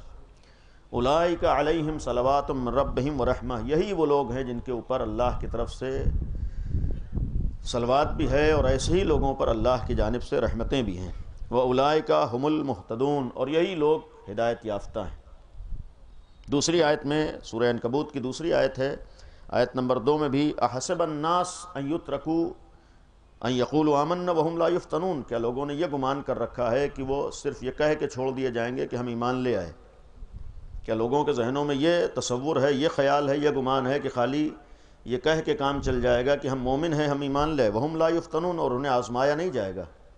اس کا مفہوم ہے کہ اگر صاحب ایمان ہو تو ضرور تمہاری آزمائش ہوگی، اگر صاحب ایمان ہو تو ضرور تمہیں امتحان کی منزل سے گزرنا ہے۔ اور ایک اور جگہ پر کہ وَنَبْلُوكُمْ بِالشَّرِّ وَالْخَيْرِ فِتْنَةً، اور ہم جن چیزوں سے تمہیں آزمائیں گے، مختلف طرح کی چیزیں تمہارے سامنے آ سکتی ہیں، ہو سکتا ہے بظاہر خیر کے ذریعے سے بھی تمہارا امتحان ہو، اور ہو سکتا ہے کہ تمہارا امتحان جسے تم اپنے نگاہوں میں شر سمجھتے ہو اس کے ذریعے سے بھی تمہارا امتحان ہو۔ اور ایک اور آیت اسی سلسلے کی کہ جہاں پر سورہ ملک کی ابتدائی آیات میں کہ تبارک الذی بیدہ الملک، بابرکت ہے وہ ذات جس کے اختیار میں سب کچھ ہے، اور اسی آیت کے بعد ہے کہ اپنی تعریف کرنے کے بعد الذی خلق الموت والحیات، وہی وہ خدا ہے کہ جس نے موت اور حیات کو موت اور حیات کو خلق کیا ہے، اور وجہ بھی بیان کر دی کیوں خلق کیا ہے، کیوں پیدا کیا ہے۔ الذی خلق الموت والحیات لیبلوکم ایکم احسن عملا، تاکہ ہم تمہارا امتحان لیں، تمہیں آزمائیں کہ کس کا عمل بہترین عمل ہے، ہم تمہارا امتحان لیں، تمہاری آزمائش کریں، لیبلوکم، تاکہ ہم تمہیں آزمائیں، ایکم احسن عملا، کس کا عمل بہترین عمل ہے۔ ظاہر سی بات ہے کسی کے وہم و گمان میں بھی نہیں تھا کہ آج ان 4 مرحومین کے اصالہ ثواب کی مجلس میں ہم بیٹھیں گے، اور بہت سے موقع پر چونکہ بہت سے نوجوانوں سے، بالخصوص ابھی حیدر عباس صاحب قبلہ نے بھی تذکرہ کیا کہ حسن مرحوم جن کا تعلق معمولاً مجلسوں ہی سے تھا، اور ابھی ہمارے ایک برادر منا بھائی بھی تذکرہ کر رہے تھے کہ ابھی 1 مہینہ بھی نہیں ہوا کہ جنت البقیع کے حوالے سے یہیں پر مجلس کا اہتمام تھا، اور وہ مرد مومن اس مجلس میں آگے تھا، وہ اہتمام کر رہا تھا، اور آج ہم اس کی مجلس میں بیٹھے ہیں۔ خود ہمارے جیسے افراد کے لیے ایک امتحان کی منزل بھی ہوتی ہے، اور ایک پیغام بھی ہوتا ہے کہ آدمی بعض چیزوں کے بارے میں سوچ بھی نہیں سکتا ہے۔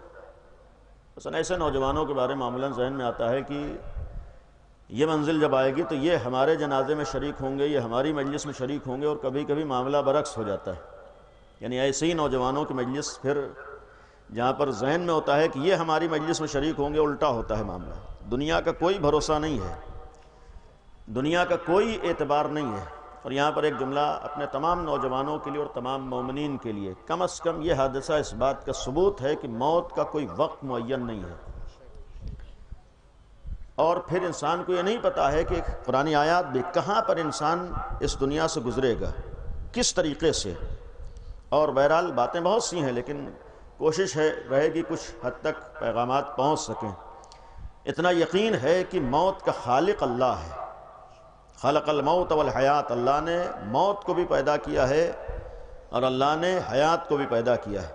پہلی چیز پسماندگان کے لیے اتنا عرض کرنا ہے کہ جب اللہ خالق موت ہے تو ہرگز اللہ اپنے بندوں کے لیے کوئی ایسی چیز خلق نہیں کرے گا جو ان کے لیے بری ہو. اللہ اپنے بندوں کے لیے کوئی ایسی چیز پیدا نہیں کرے گا جو ان کے لیے نامناسب ہو. اللہ اپنے بندوں کے لیے کوئی ایسی چیز نہیں خلق کرے گا جو ان کے لیے کسی بھی عنوان سے غلط ہو. اور جب موت کے لیے اللہ کہہ رہا ہے کہ ہم نے تمہارے لیے خلق کیا ہے، تو اتنا تو یقین ہے کہ اللہ سے بڑھ کر کوئی مہربان نہیں ہو سکتا ہے، اللہ سے بڑھ کر کوئی اپنا نہیں ہو سکتا ہے، اللہ سے بڑھ کر کوئی ہمدرد نہیں ہو سکتا ہے. اللہ رحمان بھی ہے، اللہ رحیم بھی ہے. اللہ جتنا اپنے بندوں کو چاہتا ہے بندہ تو تصور بھی نہیں کر سکتا ہے. جب وہ مہربان ہے، جب وہ رحمان ہے، جب وہ رحیم ہے، تو اس رحمان و رحیم ہونے کے ساتھ ساتھ اس نے اپنے بندوں کے لیے موت کو بھی خلق کیا ہے. جب اس نے اپنے بندوں کے لیے موت کو خلق کیا ہے تو اتنا تو ماننا پڑے گا کہ موت میں بھی ہمارے ہی حق میں مصلحتیں پوشیدہ ہیں، ولو ان مصلحتوں کو ہم نہ سمجھ سکیں. موت میں بھی یقیناً ہمارے لیے مصلحتیں، ہمیں نہیں معلوم ہے اس میں کیا مصلحت ہے، ہمیں نہیں پتا ہے کہ اس میں کیا اللہ کی مصلحت ہے. ہم اپنے اعتبار سے دیکھتے ہیں اور ہمارے پروردگار کا فیصلہ ہمارے فائدے کو نگاہوں میں رکھ کر ہوتا ہے. چونکہ ہمارا عقیدہ یہ ہے کہ اللہ ہر اعتبار سے بے نیاز ہے. جب اللہ ہر اعتبار سے بے نیاز ہے تو اتنا تو یقین کرنا پڑے گا کہ اللہ کا کوئی بھی فعل اپنے فائدے کے لیے نہیں ہوتا ہے بلکہ بندوں کے فائدے کے لیے ہوتا ہے. یعنی وہ کوئی بھی کام کرتا ہے اس میں اپنے فائدے کو نہیں دیکھتا ہے، ورنہ دنیا کا مزاج یہ ہے کچھ بھی کرتی ہے دنیا تو کم از کم اپنا کوئی نہ کوئی مفاد، کوئی نہ کوئی فائدہ ضرور نظر میں رکھتی ہے. لیکن یہ ذات باری ہے کہ اپنے بندوں کے ساتھ کچھ بھی کرتا ہے تو اپنے فائدے کو نہیں دیکھتا ہے بلکہ بندوں کے فائدے کو دیکھتا ہے، اپنے مخلوق کے فائدوں کو دیکھتا ہے. جب مخلوق کے فائدے کو دیکھتا ہے تو اس نے موت کو ہمارے لیے خلق کیا ہے. جب موت کو ہمارے لیے خلق کیا ہے، ہمیں نہیں معلوم ہے کہ موت کا سبب کیا ہے، موت کی مصلحتیں کیا ہیں، ہمیں نہیں معلوم ہے کہ موت کیا چیز، حتیٰ ہمیں موت کی حقیقت کا بھی علم نہیں ہے، ہم نہیں سمجھ پاتے ہیں کہ موت کیا ہے. الحمدللہ ہمارے ہاں تعلیمات اہل بیت موجود ہیں، الحمدللہ ہمارے ہاں پیغامات اہل بیت موجود ہیں. البتہ اس میں ایک اور پہلو ہے، وہ میں نے کہیں پر عرض کیا ہے کہ ہمارے ہاں بھی موت کے سلسلے میں حتیٰ ایسے موقع پر بات آتی، حادثاتی موت، اچانک موتیں، ایکسیڈنٹ وغیرہ میں، یا اس طریقے کے موارد پر جب انسان دنیا سے چلا جاتا ہے، اس طریقے کے مواقع پر بھی عجیب و غریب تصورات اور خیالات ہمارے ذہنوں میں آتے ہیں. لیکن اتنا یقین رکھیے کہ کوئی بھی فعل اللہ کی مصلحت سے خالی نہیں ہوتا ہے. اور ایسا نہیں ہے کوئی کام اللہ کے اختیار میں نہیں ہے، ایسا نہیں ہے کہ کوئی کام اللہ کی قدرت میں نہیں ہے. اور اگر اللہ خالق موت ہے تو موت کسی بھی حالت میں آئے اس کا خالق بھی اللہ ہے. موت کسی بھی طریقے سے آئے اس موت کا بھی خالق اللہ ہے. جب ہر موت کا خالق اللہ ہے تو ہم اپنے اعتبار سے دیکھتے ہیں، اس کا فیصلہ اپنے اعتبار سے ہوتا ہے. شاید ہم اپنی بات پہنچا سکیں، چونکہ ہمارے ہاں قرآن میں موت کے سلسلے میں بھی دو طریقے کی موتوں کو بیان کیا گیا ہے.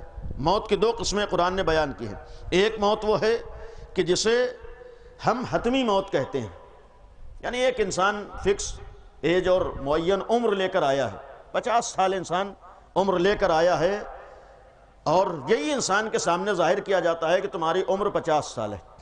لیکن روایات اور آیات موجود ہیں کہ انسان کی عمر میں کمی و زیادتی بھی ہوتی ہے، اس کے بعض اعمال کی بنیاد پر انسان کی عمر میں کمی و زیادتی ہوتی ہے. بہت سی آیات بھی ہیں، روایات بھی ہیں، اسے نہیں عرض کروں گا کہ انسان کی عمر میں کمی و زیادتی ہوتی ہے، اور انہی کمی و زیادتی کی بنیاد پر ہو سکتا ہے ایک آدمی 50 سال کی عمر لے کر آیا ہو ظاہری اعتبار سے، اور وہ 40 سال میں دنیا سے چلا جائے.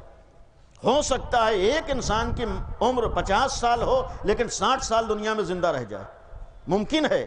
لیکن یہاں پر ہم یہ نہیں کہہ سکتے ہیں کہ اگر 50 سال کی موت لے کر آیا ہے تو اللہ کو صرف اسی 50 سال کا علم ہے، یہ 40 اور 60 سال کا اللہ کو علم نہیں ہے. نہیں، اگر 50 سال کی عمر ہم لے کر آئے ہیں یہ بھی اللہ کو معلوم ہے کہ اس کی قسمت میں 50 سال لکھے ہیں، اور اللہ کو یہ بھی معلوم ہے کہ اس 50 میں کتنی کمی ہوگی اور کتنی زیادتی ہوگی. اس حد تک اللہ کو معلوم ہے. اللہ کے علم میں سب کچھ ہے، اللہ سے کوئی چیز اس کے علم سے خالی نہیں ہے، اسے معلوم ہے. حتیٰ یہ بھی ہم کہہ سکتے ہیں کیسے انسان دنیا سے جائے گا اس کا علم بھی اللہ کو ہے.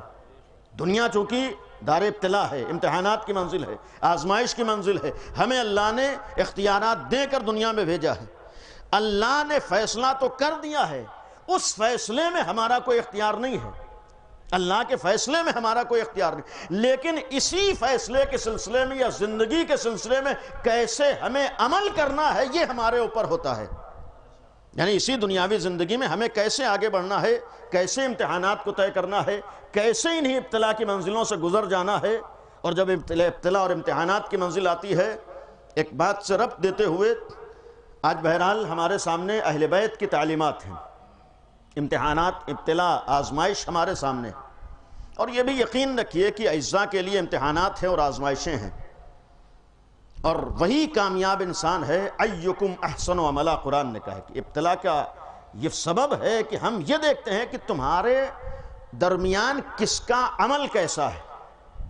اس کا مطلب ہے کہ ابتلا میں بعد میں بھی اور خود ہمارے لیے عمل سے تعلق ہے. عمل کا مطلب یہ ہے کہ اس امتحان سے گزرنے کے بعد ہماری زبان پہ شکوے آتے ہیں یا ہماری زبان پہ شکر کے الفاظ آتے ہیں. ایسے منزلوں سے گزرنے کے بعد ہم اللہ کے فیصلے پر راضی رہ کر اس بات کا اظہار کرتے ہیں یا ہم اللہ کے فیصلے کو قبول کرنے پہ تیار نہیں ہوتے. کچھ بھی ہو، تعلیمات اہل بیت میں ہمارے، ہم اللہ کے ہر فیصلے کے آگے سر تسلیم کو خم کرتے ہیں، چونکہ ہمیں یقین ہے کہ ہم اپنے اعتبار سے سوچ رہے ہیں لیکن ہمارا معبود اپنے اعتبار سے عمل انجام دے رہا ہے. ہمیں نہیں معلوم ہے کس کے لیے کہاں پر کتنے دن رہنا بہتر ہے، لیکن جس نے خلق کیا ہے، جس نے پیدا کیا ہے، اسے معلوم ہے کس کے لیے کہاں پر کتنے دن رہنا بہتر ہے. اس کو معلوم ہے کس کے لیے کہاں پر کتنے دن رہنا. اور دوسری چیز یہ ہے، اتنا تو مسلم ہے کہ ہم موت کو نابودی نہیں سمجھتے، موت کو ختم ہو جانا نہیں سمجھتے ہیں. موت کا مطلب یہ نہیں ہے کہ آدمی مٹ گیا. موت کا صرف مطلب یہ ہے کہ انسان کی جگہ بدلی ہے، انسان کی منزل بدلی ہے، انسان ایک جگہ سے دوسری جگہ گیا ہے. اسی لیے ہمارے انتقال کہتے ہیں، انتقال ہوا ہے، یعنی ایک دنیا سے دوسری دنیا میں انسان نے قدم رکھا، ایک جگہ سے دوسری جگہ انسان گیا ہے. اب یہیں پر بطور تعزیت بھی یہ جملات میں نے اور بھی مجلسوں میں عرض کی ہیں اپنے احباب کے لیے اور پسماندگان کے لیے. ایسے موقع پر مولا متقیان امیر المؤمنین حضرت علی ابن ابی طالب علیہ السلام سے منسوب کلمات ہیں کہ یہ موت کی کیفیت یا موت کا مطلب یا انتقال کی جو کیفیت ہے، انسان کہاں سے کہاں جاتا ہے، اسے بہترین انداز میں پیش کیا کہ یہ نوجوان دنیا سے دوسری دنیا میں گئے، قدم رکھا ہے، بلو حادثاتی موت ہے، لیکن اس کی مثال یہ ہے کہ گویا ایک وقت تک انسان ماں کے شکم میں رہتا ہے، انسان 9 مہینے ماں کے شکم میں رہتا ہے اور پھر اس کے بعد اس دنیا میں قدم رکھتا ہے. یہ اس کا پہلا انتقال ہوتا ہے. حالانکہ ہمارے اس کو انتقال نہیں کہتے ہیں، لیکن انسان کا یہ پہلا انتقال ہے شکم مادر سے دنیا میں قدم رکھنے کا. اور یہاں پر قابل غور چیز ہے کہ بچہ اس ماں کے شکم میں رہتے ہوئے 9 مہینے میں یہ سوچنے لگتا ہے کہ ہماری ساری کائنات و دنیا یہی ہے، ساری کائنات و دنیا ہماری یہی ہے. اسے نہیں معلوم ہے کہ اس کے علاوہ کیا ہے. اور یہی سبب ہے کہ جب بچہ دنیا میں قدم رکھتا ہے تو روتا ہوا آتا ہے. رونے کا ایک سبب یہ ہوتا ہے کہ وہ اپنے طور پہ سوچتا ہے کہ ہماری دنیا ہم سے چھین لی گئی. وہ یہ سوچتا ہے کہ ہماری دنیا ہمارے ہاتھوں سے لے لی گئی. ہم جس دنیا میں تھے، جس کائنات میں تھے، وہ اب ہمارے پاس نہیں ہے. لیکن جب دنیا میں آنکھ کھول کر دیکھتا ہے تب سمجھ میں آتا ہے کہ اس دنیا میں اور اس دنیا میں فرق کیا ہے. فرمایا کہ ابھی جس دنیا میں تم ہو یہ گویا ابھی ماں کے شکم میں ہو، اور پھر جب اصل تمہارے اعتبار سے انتقال کی منزل آتی ہے تب تم دوسری دنیا میں قدم رکھتے ہو. اس کی مثال وہی ہے کہ جیسے انسان ماں کے شکم سے اس دنیا میں قدم رکھتا ہے. اور عجیب و غریب جملہ ہے کہ چونکہ بچہ اسی پیٹ کو، شکم مادر کو اپنی کائنات سمجھتا ہے تو روتا ہوا آتا ہے. وہ یہ سمجھتا ہے کہ ہماری دنیا ہم سے لے لی گئی ہے، لیکن جب یہاں آنکھ کھولتا ہے تب معلوم ہوتا ہے کہ دونوں میں فرق کیا ہے. یہی وجہ ہے کہ جب ہمارا عزیز یہاں سے اس دنیا میں جاتا ہے تو ہمیں اس دنیا کی وسعتوں کا علم نہیں ہوتا ہے، لہٰذا ہم بھی گریا کرتے ہیں، ہم بھی آنسو بہاتے ہیں. ہمیں وہاں کی وسعتوں کا علم نہیں ہوتا ہے، لیکن یہی معصومین بیان فرما رہے ہیں کہ تمہارا عزیز کہیں اور نہیں گیا ہے بلکہ اس سے وسیع دنیا میں اس نے قدم رکھا ہے. اور قابل غور یہ جملہ ہے کہ اس سے وسیع دنیا جہاں پر اس نے قدم رکھا ہے اس کے لیے بہترین جملہ ابھی ہم نے قرآن کی آیت میں اپنی زبان پر دہرایا کہ انا للہ و انا الیہ راجعون، کہ ہم اللہ کے لیے ہیں اور ہمیں اللہ کی طرف پلٹ کر جانا ہے۔ مولائے متقیان فرماتے ہیں یعنی ہم اللہ کی ملکیت ہیں، ہم اللہ، ہمارا مالک اللہ ہے، اور جب پلٹ کے ہم جاتے ہیں تو اپنے مالک کی بارگاہ میں واپس پہنچتے ہیں۔ آپ انصاف سے بتائیے کہ جب مالک کے بارگاہ میں کوئی چیز واپس پہنچ جائے، بہت سے نوجوان تو ان کے والدین موجود ہیں، بیٹا بھی ہمارے لیے اللہ کی امانت تھا، اگر کوئی چیز ہمارے پاس بطور امانت لا کر رکھوائے اور اپنی مصلحت کے اعتبار سے جب وقت آ جائے وہ اپنی امانت واپس لے لے، آ کر اپنی امانت ہمارے پاس رکھوائے اور جب وقت ہو جائے تو وہ کہے کہ ہماری امانت کو واپس کر دو۔ کون ایسا بابصیرت اور باشعور انسان ہے جو مالک کو اس کی امانت واپس کرتے ہوئے یہ کہے گا کہ اس امانت کا واپس کرنا ہمارے لیے ناممکن ہے؟ ہو سکتا ہے کچھ دن اس چیز کے ساتھ رہنے کی وجہ سے، فطرت انسانی کی وجہ سے اس سے قلبی لگاؤ پیدا ہو جائے، جس سے جدائی کی بنیاد پر انسان غمزدہ بھی ہو جائے، رنجیدہ بھی ہو جائے، لیکن اس فیصلے کے اوپر سر کو جھکا کر تسلیم ہو جائے گا، کبھی شکوے کا لفظ نہیں لائے گا۔ موت کا معاملہ بھی یہی ہے کہ اگر ہمارا نوجوان ہم سے بچھڑا ہے، ہمارا عزیز ہمارے سامنے گیا ہے، ہماری نوجوان اولاد گئی ہے تو کہیں اور نہیں گئی ہے بلکہ مالک کے پاس واپس پہنچی ہے۔ جب مالک کے پاس واپس پہنچی ہے تو اب یہ فیصلہ ہمارے لیے شکر کا فیصلہ ہے، شکوے کا فیصلہ نہیں ہے۔ ہم بارگاہ الہی میں شکر بجا لاتے ہیں، خدایا تیرا ہر فیصلہ ہمیں دل و جان سے تسلیم ہے، ہم تیرے ہر فیصلے کے آگے سر تسلیم کو خم کرنے کے لیے تیار ہیں۔ چونکہ ابتلا کی منزلوں سے گزر جانا یہ بھی انسان کے لیے آسان نہیں ہے۔ اور رب دیتے ہوئے آپ کے سامنے ایک حدیث ہے، چھٹے امام جعفر صادق علیہ السلام کے ایک مشہور حدیث ہے۔ ابتلا کی بات ہے، قرآن نے کہا ہے کہ ہر ایک کو آزمائش اور امتحانات سے گزرنا ہے، ہر ایک کے سامنے امتحانات آنا ہے۔ امام کی حدیث آپ سمجھ جائیں گے، کانا عمنا العباس نافذ البصیرہ صلب الایمان جاہدا مع ابی عبداللہ وابلا بلاء حسنا، وابلا بلاء حسنا۔ جناب عباس کے لیے امام نے ایک جملہ فرمایا ہے کہ کان عمنا العباس، کہ ہمارے چچا عباس نافذ البصیرہ، بابصیرت تھے، باشعور تھے، اور اس بابصیرت اور باشعور ہونے کا اثر اور نتیجہ یہ ہوا کہ صلب الایمان، صاحب ایمان بھی تھے، ایمان میں مضبوط تھے، ایمان میں مستحکم تھے، ایمان کے گویا مکمل درجے پر فائز تھے۔ اور پھر تیسری چیز امام نے فرمائی کہ جب بصیرت تھی، شعور تھا، اور اس کے نتیجے میں ان کے پاس ایمان تھا، تو پھر تیسری منزل آئی ہے کہ جاہدا مع ابی عبداللہ۔ اس بصیرت اور ایمان کا اثر یہ ہوا کہ امام حسین کے ساتھ آ گئے۔ اس بصیرت کا نتیجہ ایمان ہے، اور ایمان کا نتیجہ ہے کہ امام حسین کا ساتھی بن جانا، امام حسین کے در تک آ جانا، امام حسین کے ساتھ آ جانا۔ اور جب امام حسین کے ساتھ آئے ہیں تب ابلا بلاء حسنا، تب اللہ کے امتحان میں کامیابی سے ہمکنار ہوئے۔ وَأَبْلَى بَلَاءً حَسَنًا، اس کا مطلب یہ ہے کہ اگر اللہ امتحانات کی منزل سے گزارتا ہے، یہ گویا کربلا میں ایک نمونہ ہمارے سامنے ہے کہ اگر اللہ کے امتحانات میں کامیاب ہونا ہے تو ہم اس کے درجات کو دیکھیں۔ پہلی منزل ہے کہ کامیاب ہونے کے لیے سب سے پہلے ہمارے اندر شعور و بصیرت ہو۔ جب ہمارے اندر شعور و بصیرت ہوگی تو اس کا نتیجہ مستحکم اور مضبوط ایمان کی شکل میں ہوگا، اور جب مضبوط اور مستحکم ایمان کی شکل میں ہوگا تب انسان کو آل محمد کے ساتھ حقیقی معنی میں ساتھ ہونے کا شرف حاصل ہوگا، اور جب انسان آل محمد کے ساتھ ہوگا تب اللہ کے امتحانات میں کامیاب ہو سکتا ہے۔ گویا اللہ کے امتحانات میں کامیاب ہونے کے لیے سب سے پہلا زینہ ہی ہمارے لیے باشعور و بابصیرت ہونا۔ اس کا مطلب ہے کہ جب تک ہمارے اندر شعور و بصیرت نہ ہو جائے نہ تو ایمان نصیب ہوتا ہے، نہ اللہ کے امتحانات میں کامیابی نصیب ہوتی ہے۔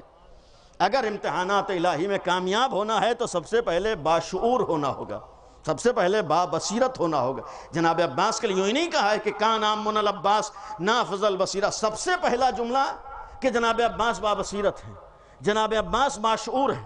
بہرحال بصیرت کے سلسلے میں آپ نے بہت کچھ سنا ہے. بصیرت کا ایک مفہوم ہے کہ انسان ایمان کے اس درجے پر پہنچ جائے کہ ہر ایک کے ہاتھوں استعمال نہ ہو سکے. بصیرت کا ایک مفہوم یہ ہے کہ وہ صرف ظاہر سے دھوکہ نہ کھائے بلکہ چہرے پر پڑی ہوئی نقابوں کو دیکھ کر اس کے پیچھے چھپے ہوئے حقیقی چہروں کو پہچان سکتا ہو. بصیرت کا مطلب یہ ہے کہ اس کے اندر کم از کم اتنی طاقت اور صلاحیت پائی جاتی ہو کہ کہاں پر استعمار ہمیں کس ذریعے سے استعمال کر رہا ہے اپنے کو استعمار کے ہاتھوں استعمال ہونے سے بچا لے جائے. انسان کے اندر بصیرت کا مطلب ہے کب ہمیں کون کیسے استعمال کر رہا ہے. اس لیے کہ یقین رکھیے کہ دنیا میں ابتدائے خلقت سے دو طرح کی طاقتیں موجود ہیں. ایک طاقت الہی طاقت ہے اور ایک طاقت شیطانی طاقت ہے. جس الہی طاقت کو الہی ولایت سے تعبیر کیا گیا ہے اور شیطانی طاقت کو شیطانی ولایت سے تعبیر کیا گیا ہے. ان دونوں طاقتوں اور ولایت کا مطلب ہی یہ ہے کہ یا تو تم اس ولایت میں آ جاؤ تو کامیاب ہو جاؤ گے، لیکن اگر اس الہی ولایت میں نہ آئے تو ولایت شیطان کا شکار ہو کر تم دنیا میں بھی نقصان اٹھاؤ گے، آخرت میں بھی نقصان اٹھاؤ گے. اور یہ اسی وقت ہمارے لیے اپنے کو بچانا ممکن ہوگا کہ جب ہمارے اندر اتنا شعور ہو اور اتنی بصیرت ہو کہ ہم کو کہاں پر کون کیسے استعمال کر رہا ہے، کب ہمیں کہاں کون کیسے استعمال کر رہا ہے. اور یقین رکھیے کہ جیسا جیسا زمانہ آگے بڑھ رہا ہے ویسا ویسا بصیرت کی اور ضرورت ہمارے سامنے پیش آ رہی. اس لیے کہ ظاہر سی بات ہے کہ جتنا جتنا زمانہ ترقی کر رہا ہے اتنا اتنا شیطانی طاقتیں بھی آگے بڑھ رہی ہیں. اس لیے کہ شیطان کو بھی اتنے حربے نہیں معلوم تھے، جب زمانہ آگے بڑھتا ہے تو اس کے حربوں میں بھی اضافہ ہوتا ہے. لہذا چونکہ یہ مجلس بھی شیعہ چینلز کی طرف سے، اور ایک بات عرض کروں کہ شاید موت کی مصلحتوں میں ہم لوگ نہیں سمجھ پاتے، لیکن ہر حادثے اور ہر واقعے میں بہت سے مثبت پہلو بھی ہوتے ہیں، بہت سے مثبت پہلو ہوتے ہیں. یقیناً پسماندگان کے لیے بہت سخت ہے، لیکن ہم سب کے لیے ایک پیغام ہے. اس موت کے اگر ہم فوائد پر بھی نگاہ ڈالیں، جانا یقیناً افسوسناک ہے، لیکن اس کے بعد جو ہمارے شہر میں بعض مناظر سامنے آئے، یقیناً یہ ایک ہمارے لیے مثبت پیغامات ہیں. جہاں استعمار کی سازشیں یہ ہوں کہ ہم ایک نہ ہونے پائیں، جہاں استعمار کی سازشیں یہ ہوں کہ ہم اکٹھا نہ ہونے پائیں، وہاں پر کبھی کبھی موت بھی ہمیں وہاں تک لے آتی ہے کہ جہاں پر استعمار اپنی سازشوں میں ناکام ہوتا ہوا نظر آتا ہے. اور صرف مومنین کا ایک ہونا نہیں بلکہ اس دور کی ایک سب سے بڑی چیز ہے یہ ہمارے چینلز. مجھے بظاہر جہاں تک علم ہے ہمارا خیال ہے کہ شاید لکھنؤ میں یہ پہلا موقع ہے کہ جہاں پر تمام شیعہ چینلز اکٹھا ہوئے ہیں کسی ایک کام کے لیے.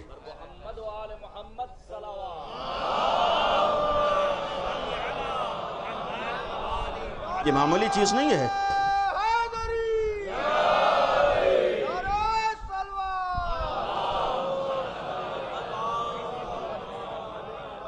یہ ایک معمولی چیز نہیں، اس لیے کہ ہم بطور فرد اکیلے ہیں، لیکن جس کے پاس چینل ہے وہ اکیلا نہیں ہے. لہذا کسی کو فائدہ یا نقصان ہوگا تو ہم ایک ہیں تو اسی اعتبار سے فائدہ و نقصان ہے، اور جس کے پاس چینل ہے پھر اسی اعتبار سے اس کے ذریعے سے فوائد اور نقصان بھی ہوتے ہیں. لہذا استعمار ہو دشمن ہو شاید اس کی نگاہیں افراد پر اتنی نہ ہوں جتنی چینلز پر رہتی ہیں. یہ مسلم ہے کہ جتنی نگاہیں اس کی ہمارے اور آپ پر نہیں ہوتی ہیں اتنی انہی چینلوں پر ہوتی ہیں، اس لیے کہ انہیں معلوم ہے یہ تو اکیلے ہیں، لیکن جس کے ہاتھ میں چینل ہے اس کے ساتھ کتنے لوگ موجود ہیں. لہذا جب یہ معلوم ہے کہ ان کے ساتھ کتنے لوگ موجود ہیں تو وہ جانتا ہے کہ ایک فرد کو اگر ہم شکار کریں گے تو ایک ہی بہکے گا، لیکن اگر ایک چینل کو ہم نے شکار کر لیا تو تنہا وہ نہیں بہکے گا، لیکن جتنے اپنے ساتھ لیے ہوئے ہیں ان سب کو بھی بہکائے گا. یہ بھی ایک حقیقت ہے، ان سب کے بہکنے کا وہ سبب بن جائے گا. آج معمولی ہماری ذمہ داری نہیں ہے معمولی ہمارا فریضہ نہیں ہے. ایسا نہیں ہے کہ دنیا کے ساتھ ہم نے قدم سے قدم ملا کر جیسے سب چینل چلا رہے تھے ویسے ہم نے چینل شروع کر دیا. نہیں، ہم نے اس جگہ پر آ کر اپنے ایک بہت بڑے فریضے کو ادا کرنے کی کوشش کی ہے. اس لیے کہ غدیر میں پیغمبر کا یہی تو جملہ تھا کہ تمہارا فریضہ اسی پیغام حق کو دنیا تک پہنچاتے رہنا ہے، اور اگر پہنچاتے رہنا ہے جیسے جیسے دنیا میں وسائل آئے انہی وسائل کا استعمال کر کے تمہیں حق کا پیغام دنیا تک پہنچانا ہے. گویا ہماری ذمہ داری اسی پیغام حق کو پہنچانا ہے. اور اتنا تو معلوم ہے کہ دنیا برائیوں میں اتنی رکاوٹیں نہیں کھڑی کرتی ہے جتنا حق کے لیے رکاوٹیں کھڑی کرتی ہے. آپ غلط کام انہی چینلوں سے کہیے، کوئی آپ کے سامنے رکاوٹ نہیں آئے گی. آپ اس کے ذریعے سے برائیاں پھیلائیے، کوئی رکاوٹ آپ کے سامنے نہیں آئے گی. آپ جتنا جھوٹ بول سکتے ہیں اتنا جھوٹ بولیے، آپ کے سامنے کوئی رکاوٹ نہیں آئے گی. بلکہ دنیا کے جتنے جھوٹے ہیں وہ سب آپ کا سپورٹ کریں گے. آپ جتنی مکاریاں اس کے ذریعے سے کر سکتے ہو کریے، تو دنیا کے جتنے مکار ہوں گے وہ آپ کا ساتھ دیتے ہوئے نظر آ رہے ہوں گے. آج اگر ظلم میں آپ آگے بڑھیے تو دنیا کے جتنے ظالمین ہیں وہ آپ کا سپورٹ کریں گے، اس لیے کہ انہیں یہ احساس ہو جاتا ہے کہ ہمارے ہی مشن کا حصہ ہے. لیکن جب الہی مشن کا ہم حصہ بننا چاہتے ہیں تب رکاوٹیں کھڑی ہوتی ہیں. اور اگر رکاوٹیں کھڑی ہوتی ہیں تو ہمیں انہی رکاوٹوں سے نہیں گھبرانا ہے. اور جہاں تک ابتلا کی بات تھی، ابتلا کا ایک مفہوم یہی تو ہے، شعور و بصیرت کا نتیجہ ہی اصل میں ایمان کی شکل میں سامنے آتا ہے. اور یہ جو جملہ امام صادق علیہ السلام نے فرمایا ہے کہ جب تک شعور و بصیرت نہ ہو ایمان حاصل نہیں ہوتا ہے، جب شعور و بصیرت ہوگا تبھی ایمان حاصل ہوگا. اور اگر ہمارے اعتبار سے ایمان کی تکمیل ولایت امیر المومنین پر ہے تو یقین رکھیے کہ ولایت علی بھی اس وقت تک حاصل ہو ہی نہیں سکتی ہے جب تک ہمارے اندر شعور و بصیرت نہ پایا جاتا ہو. اس لیے کہ ظاہر میں دیکھ کر علی کو مولا کہہ دینا تو ہر ایک جانتا ہے. 1.25 لاکھ کے مجمع میں ہر ایک نے یہی تو کہا تھا بخن بخن لکا یا ابن ابی طالب، لیکن زبان سے علی ولی اللہ کہنے والے بہت تھے. اس ولایت کے اوپر ثابت قدم رہنے والے بہت کم افراد تھے. اور یہ وہی لوگ ثابت قدم تھے جن کے اندر شعور و بصیرت تھی. اور جب شعور و بصیرت کے نتیجے میں انہیں ایمان نصیب ہوا تو پھر اس ایمان کا نتیجہ یہ ہوا کہ جب امتحانات آئے ہیں تو ان امتحانات میں وہ حق کے اوپر ثابت قدم رہے. اور جب حق کے اوپر ثابت قدم رہے تو پھر وہ اللہ کی بارگاہ تک پہنچ گئے. انہوں نے دنیا کا سودا نہیں کیا ہے. جب ان کے اندر شعور و بصیرت تھی، اس شعور و بصیرت کا ایک نتیجہ یہ ہوا کہ دنیا قدموں میں لا کر رکھی گئی. انہوں نے دنیا کو ٹھوکر مار دیا، در اہل بیت کو نہیں چھوڑا. لیکن جن کے اندر شعور و بصیرت نہیں تھا انہوں نے معمولی سی سکوں میں اپنا دین و ایمان بیچ دیا تھا. حتیٰ ورنہ آسان نہیں ہے کہ غدیر میں 1.25 لاکھ کا مجمع تھا. ہم بڑی شان سے کہتے ہیں کہ غدیر میں 1.25 لاکھ کا مجمع تھا. اور یقین رکھیے کہ اس 1.25 لاکھ کے مجمع میں اگر 20% بھی لوگ وقت پڑھنے پر معیار حق ذات گرامی امیر المومنین تھی، اگر اس کے ساتھ ثابت قدم رہتے تو علی کا حق نہ چھینا جاتا. وہاں پر اپنی نگاہوں سے دیکھ کر علی کو مولا مان لینے والے تو بہت تھے، لیکن جب وقت پڑا ہے یہی تمام افراد علی کا ساتھ چھوڑتے ہوئے نظر آئے. اور ان افراد نے ساتھ کیوں چھوڑا؟ اس لیے کہ انہوں نے ایمان کا اقرار تو کر لیا تھا لیکن شعور و بصیرت کے ساتھ نہیں تھا. شعور و بصیرت کا ایک مفہوم یہ ہے کہ ہماری آنکھیں کھلی ہوئی ہوں. ہمارے یہاں بصیرت کا مطلب یہ آنکھیں نہیں ہے، بلکہ بصیرت کا مطلب ہے دل کی آنکھیں کھلی ہوں. بصیرت کا مطلب ہے کہ ہمارے اندر ضمیر ہمارا بیدار ہو. بصیرت کا مطلب ہے کہ ہماری عقل ہمارا سہارا بن رہی ہو. بصیرت کا مطلب ہے کہ ہم صرف ظاہر کو نہ دیکھ رہے ہوں بلکہ ظاہر کے ساتھ ساتھ باطن کیا ہے. اس بصیرت کا ایک مفہوم یہ بھی ہے کہ دنیا میں یہ نہ دیکھو کہ سامنے کون آیا ہے. اور اس بصیرت کا ایک نمونہ آج الحمدللہ ہمارے ہاں کربلا کی شکل میں ہے. ہاتھ میں تلوار تو پسر سات کے ہے، ہاتھ میں تلوار تو شمر کے ہے، لیکن کوئی یہ نہیں کہتا ہے قاتل امام حسین شمر یا عمر سعد ہے. شمر و عمر سعد کو بھیجنے والا ابن زیاد ہے. ہم بھی جب قاتل امام حسین کی بات آتی ہے تو یہ نہیں کہتے ہیں کہ ابن زیاد قاتل ہے، بلکہ اصل قاتل جو شام میں بیٹھا ہے، بظاہر نہ تو اس نے پسر سعد کو بھیجا ہے نہ شمر کو بھیجا ہے، تب بھی جب بات آتی ہے تو ہم کہتے یہی ہے کہ قاتل یزید ہے. بھئی قاتل یزید ہے. یزید نہ تو کوفے میں آیا ہے، نہ اس نے شمر کو بھیجا ہے، نہ پسر سعد کو بھیجا ہے. قتل امام حسین کو کرنے والا یزید نہیں ہے بلکہ عمر سعد ہے اور شمر ہے. لیکن جب قاتل کی بات آتی ہے تو فوراً ہر آدمی کہتا ہے کہ قاتل یزید ہے. اس کا مطلب ہے کربلا ہمیں یہ بھی شعور عطا کرتا ہے کہ صرف یہ نہ دیکھو کس کے ہاتھوں میں تلوار ہے. کربلا یہ بصیرت ہمیں عطا کرتی ہے کہ یہ نہ دیکھو کہ ہتھیار کس کے ہاتھوں میں ہے، یہ نہ دیکھو کہ معاملات کس کے ہاتھوں میں ہے، بلکہ یہ دیکھو کہ اس کے پیچھے ہاتھ کس کا ہے. اور جناب عباس نے کربلا میں یہی ہمارے سامنے ایک بہت بڑا درس دیا ہے. اور جناب عباس کی سیرت میں قابل غور پہلو ہے کہ ہو سکتا ہے استعمار تمہیں بعض فائدے دکھا کر تمہیں حق سے دور کرنا چاہے، لیکن تمہارے شعور کا تقاضا یہ ہے. ایک صلوات پڑھ دیں بر محمد و آل محمد. تمہارے شعور و بصیرت کا تقاضا یہ ہے کہ تم دنیاوی مفاد کو ٹھوکر مار دو لیکن حق سے وابستہ رہو. امام حسین کے سامنے آ کر یہی تو کہا گیا تھا کہ آپ کے فائدے کے لیے، آپ کی مصلحت کے لیے، آپ کی جان کے لیے ہم نے امان نامہ لیا ہے. لیکن امام جناب عباس نے جواب کیا دیا تھا؟ تیرے امان نامے پر بھی لعنت ہو اور جس نے تجھے امان نامہ دیا ہے اس پر بھی لعنت ہو. ہم حسین ابن علی پر ایمان لانے کے بعد دنیا کے ہاتھوں بک جائیں، یہ نہیں ہو سکتا ہے. ہم حسین ابن علی کے ساتھ آ جانے کے بعد اپنی جان بچانے کے لیے کسی باطل کے سازشوں کا شکار ہو جائے، یہ نہیں ہو سکتا ہے. ہم اپنی جان بچانے کے لیے اس دور کے یزید کے ہاتھوں استعمال ہو جائے، نہیں ہو سکتا ہے.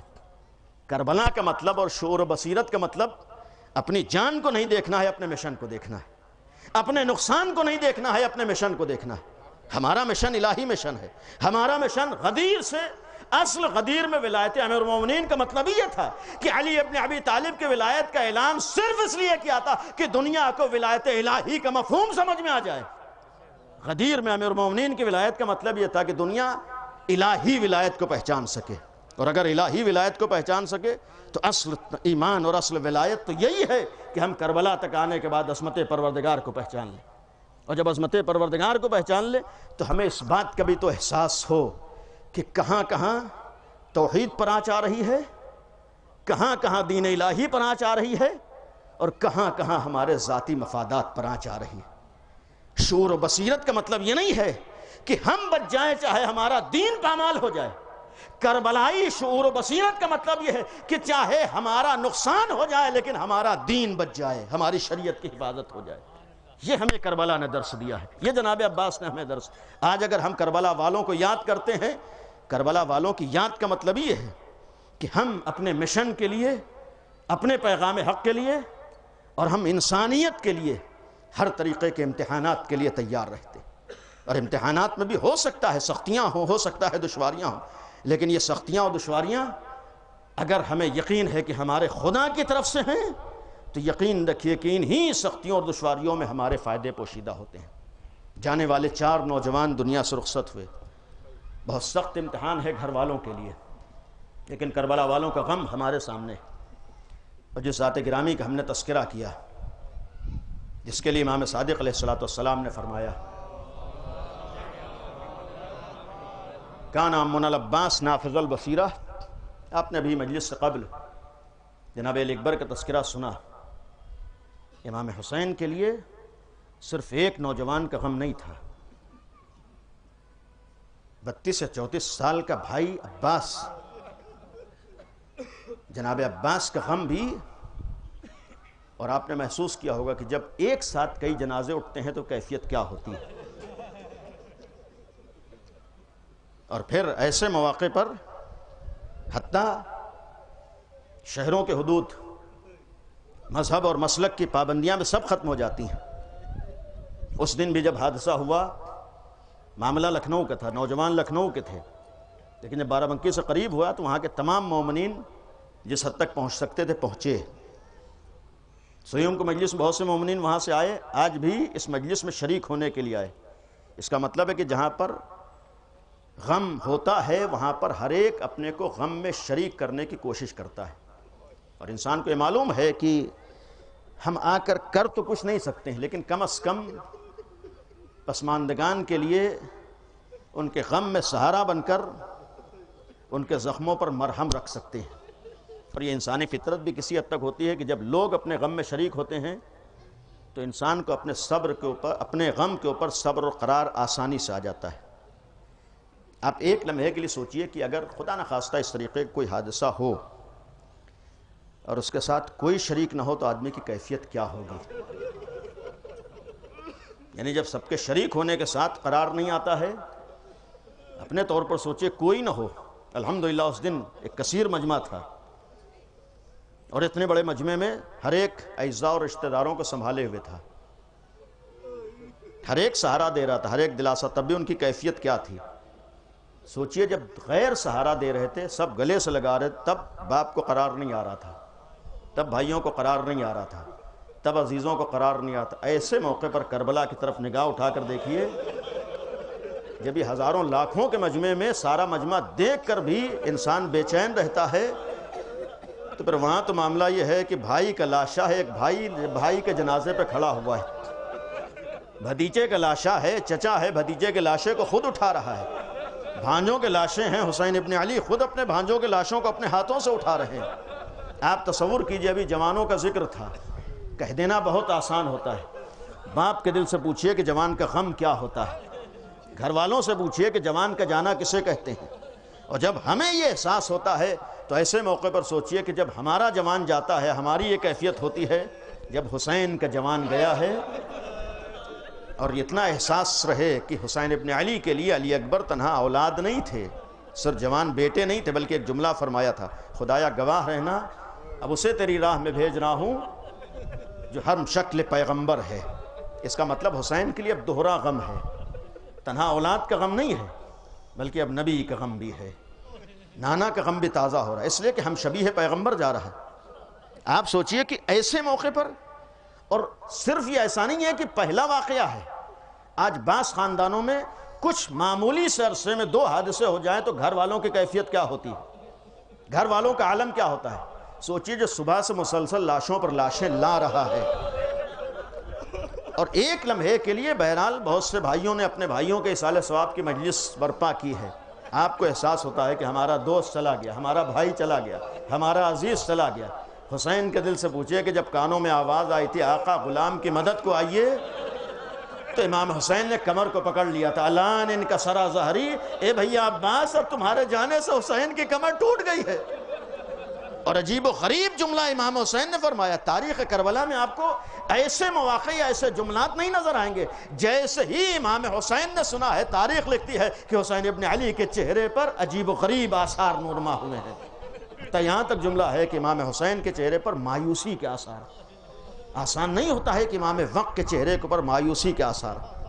اور پھر جو مرثیہ پڑھا تھا، عجیب و غریب درد سے ایک جملہ کہا تھا، اے بھیا عباس تم تو رخصت ہو گئے، اب وہ آنکھیں چین کی نیند سوئیں گی جو تمہارے خوف سے سو نہیں سکتی تھی، اور اب خیموں میں وہ بیویاں سو نہیں سکیں گے جو تمہاری وجہ سے چین کی نیند سویا کرتی تھی.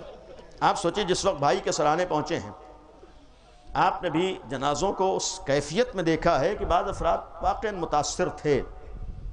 جن نوجوانوں نے قریب سے دیکھا، صرف لاشوں کو دیکھ کر بعض نوجوان تڑپ گئے تھے. بعض نوجوانوں کے لیے وہ منظر قابل برداشت نہیں تھا جو کیفیت انہوں نے جنازوں کی دیکھی. آپ سوچئے کہ آپ خود جنازہ دیکھ کے تڑپ گئے. حسین ابن علی جب عباس غازی کے سرانے پہنچے ہیں اور جس کے بازوؤں پر بھروسہ تھا، یعنی جس کے بازوؤں پر بھروسہ ہو، جناب زینب نے یہی تو آخری وقت میں کہا تھا کہ بھیا بابا نے جب فرمایا تھا کہ ان بازوؤں میں رسن بندھے گی، میں یہی سوچتی کہ جس کا عباس جیسا بھائی ہو، غازی عباس جیسا جس کا بھائی ہو.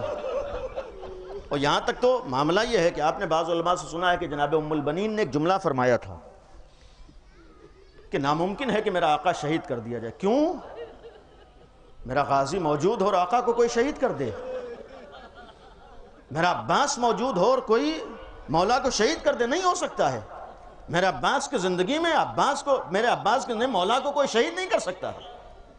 فرمایا تھا کہ شہزادی پہلے آپ کے عباس کو شہید کیا گیا، پھر آقا حسین شہید ہوئے تو ایک جملہ عباس ذاکرین سے سنا ہے، فرمایا کہ عباس کے بازو موجود ہوں اور کوئی شہید کر دے؟ عباس کے بازوؤں کے ہوتے ہوئے کوئی عباس تک آ جائے؟ نہیں ہو سکتا ہے۔ میں عباس کی ماں ہوں، مجھے معلوم ہے کہ میرے غازی کے بازو موجود ہوں، کسی دشمن میں ہمت نہیں ہے کہ عباس کو شہید کر دے۔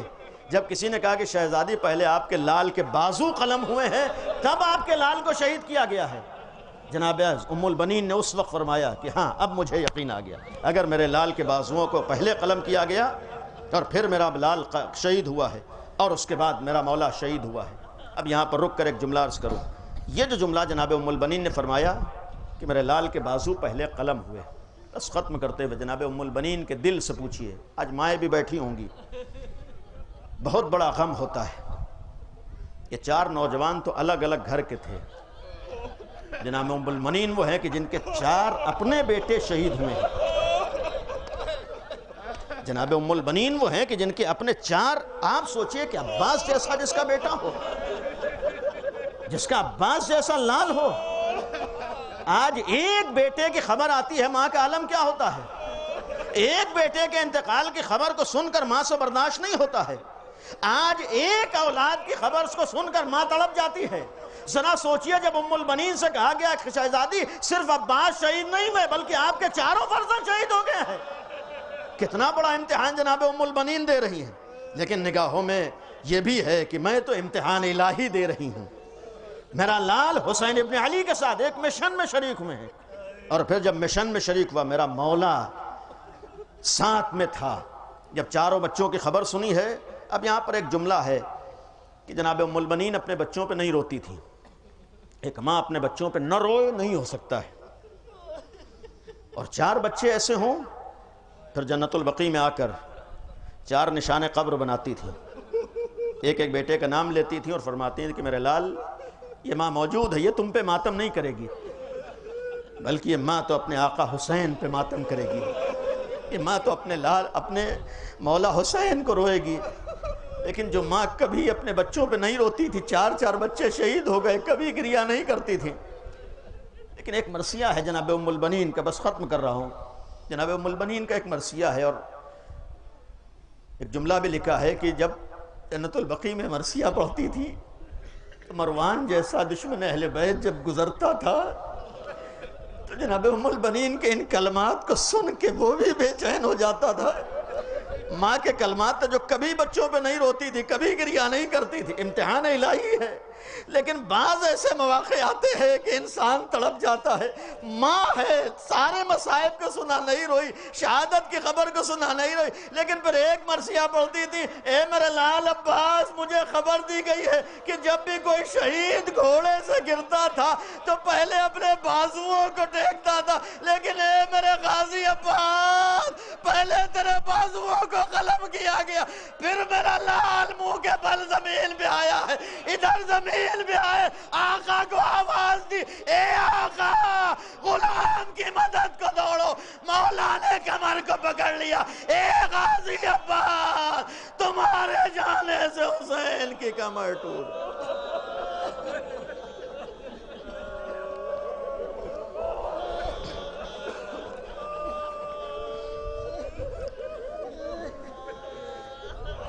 لعنت اللہ علی القوم الظالمین سيعلم الذين ظلموا أي منقلب ينقلبون۔ خدایا ہماری اس عبادت کو قبول فرما، خدایا ذکر کو مرحومین کی مغفرت کا ذریعہ قرار دے۔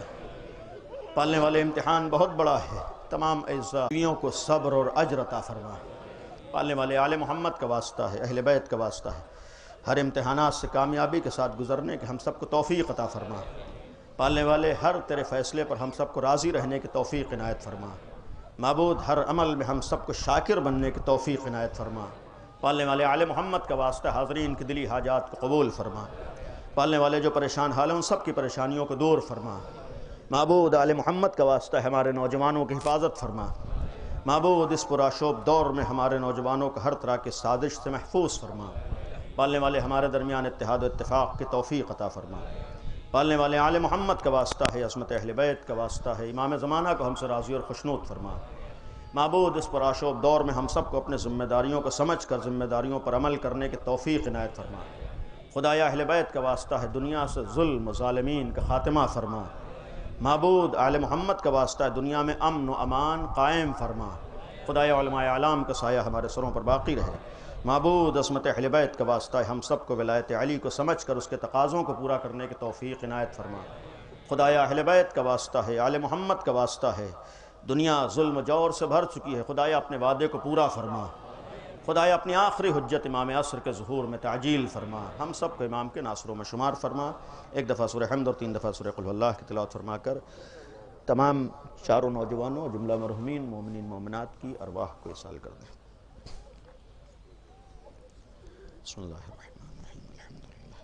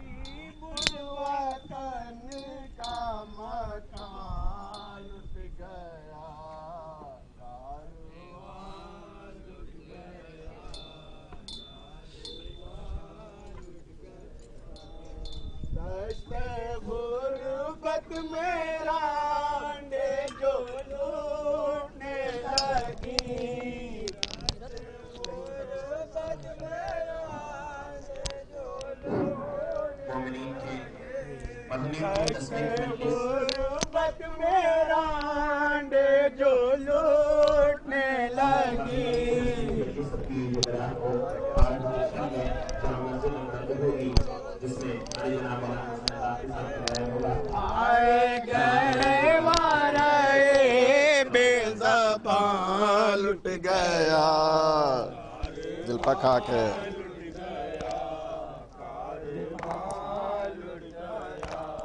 دل پکا کے سینہ یہ جوان کا حسرتوں کا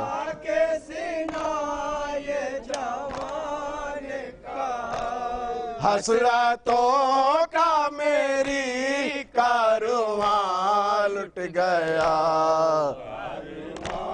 ہر جگہ ہر جگہ ہو رہے تھے یہی تذکرے خاندان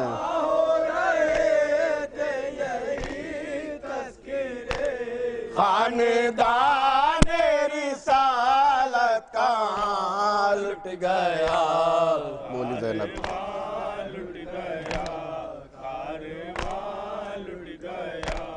بولی زینب کے بھائی کا گھر کیا لوٹا میری نظروں میں زینب کے بھائی کا گھر کیا لوٹا میری نظروں میں سارا جہاں لٹ گیا خاک اڑنے لگی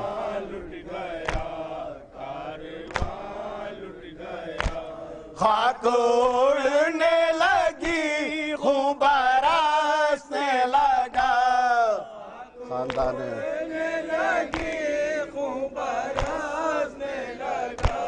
خاندان رسالت کہاں لٹ گیا اس لیے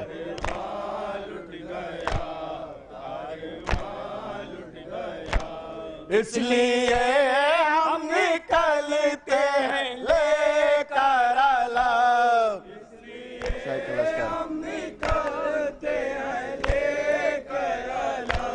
شہ کے لشکر کرن میں نشان لٹ گیا رونق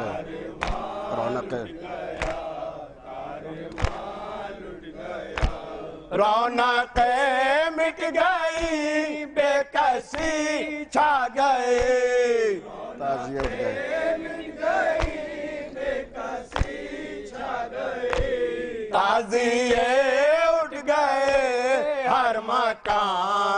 گیا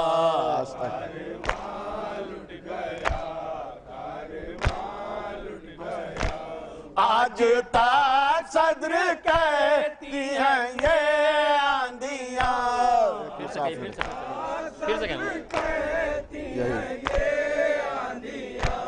آج تک صدر کہتی ہیں یہ آندیاں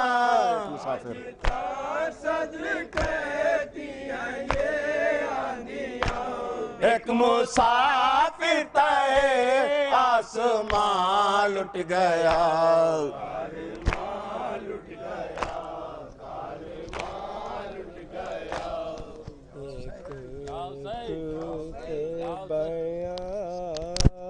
کرتی تھی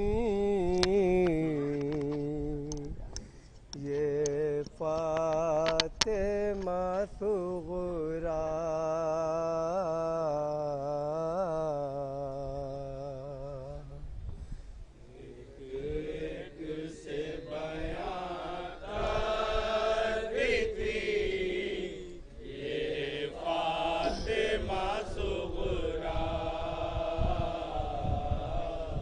تنہا ہوں مدینے میں میرا دل نہیں لگتا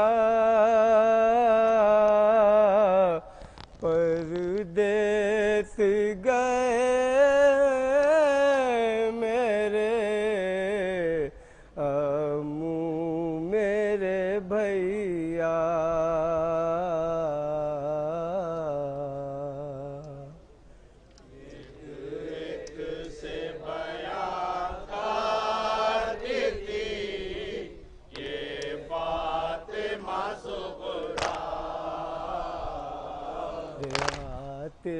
ہے بہت یاد مجھے قاسم و اکبر آتے ہیں بہت یاد مجھے قاسم و اکبر شب کٹتی ہے مشکل سے تو دن ہوتا ہے دوبار پردیس گئے ہیں میرے امو میرے بھیا ایک سے بیاں کرتی تھی یہ فاطمہ صغریٰ کس سے بتاؤں کہ میری جاں پبنی ہے کس سے بتاؤں کہ میری جاں پبنی ہے دروازے پر بیٹھی ہوں قیامت کی گھڑی ہے پردیس گئے ہیں میرے امو میرے بھیا ایک سے بیاں کرتی تھی یہ فاطمہ صغریٰ ہر وقت سکینہ کا تصور ہے نظر میں ہر وقت سکینہ کا تصور ہے نظر میں ایک لمحہ بھی اب دل میرا لگتا نہیں گھر میں پردیس گئے میرے امو میرے بھیا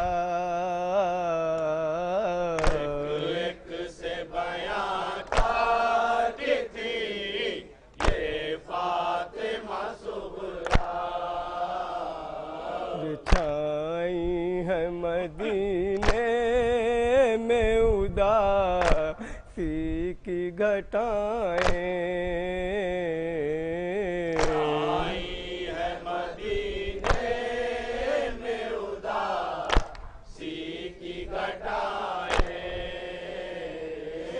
वो लोग नहीं जो मुझे देते थे दुआएं, परदेस गए मेरे अम्मू मेरे भैया। एक से बयां करती थी ये फातिमा सुगरा। दम घुटने लगा है मेरा तन्हाई के डर से। घुटने लगा है मेरा तन्हाई के डर से। एक लम्हा भी अब दिल मेरा लगता नहीं घर में, परदेस गए मेरे अम्मू मेरे भैया। एक से बयां करती थी ये फातिमा सुगरा। बेचैन ये सुगरा को रकम क्या करे इशरा। बेचैन ये सुगरा को रकम क्या करे इशरा। जिस वक्त ये कहती थी बिगड़ जाती थी हालात, परदेस गए मेरे अम्मू मेरे भैया।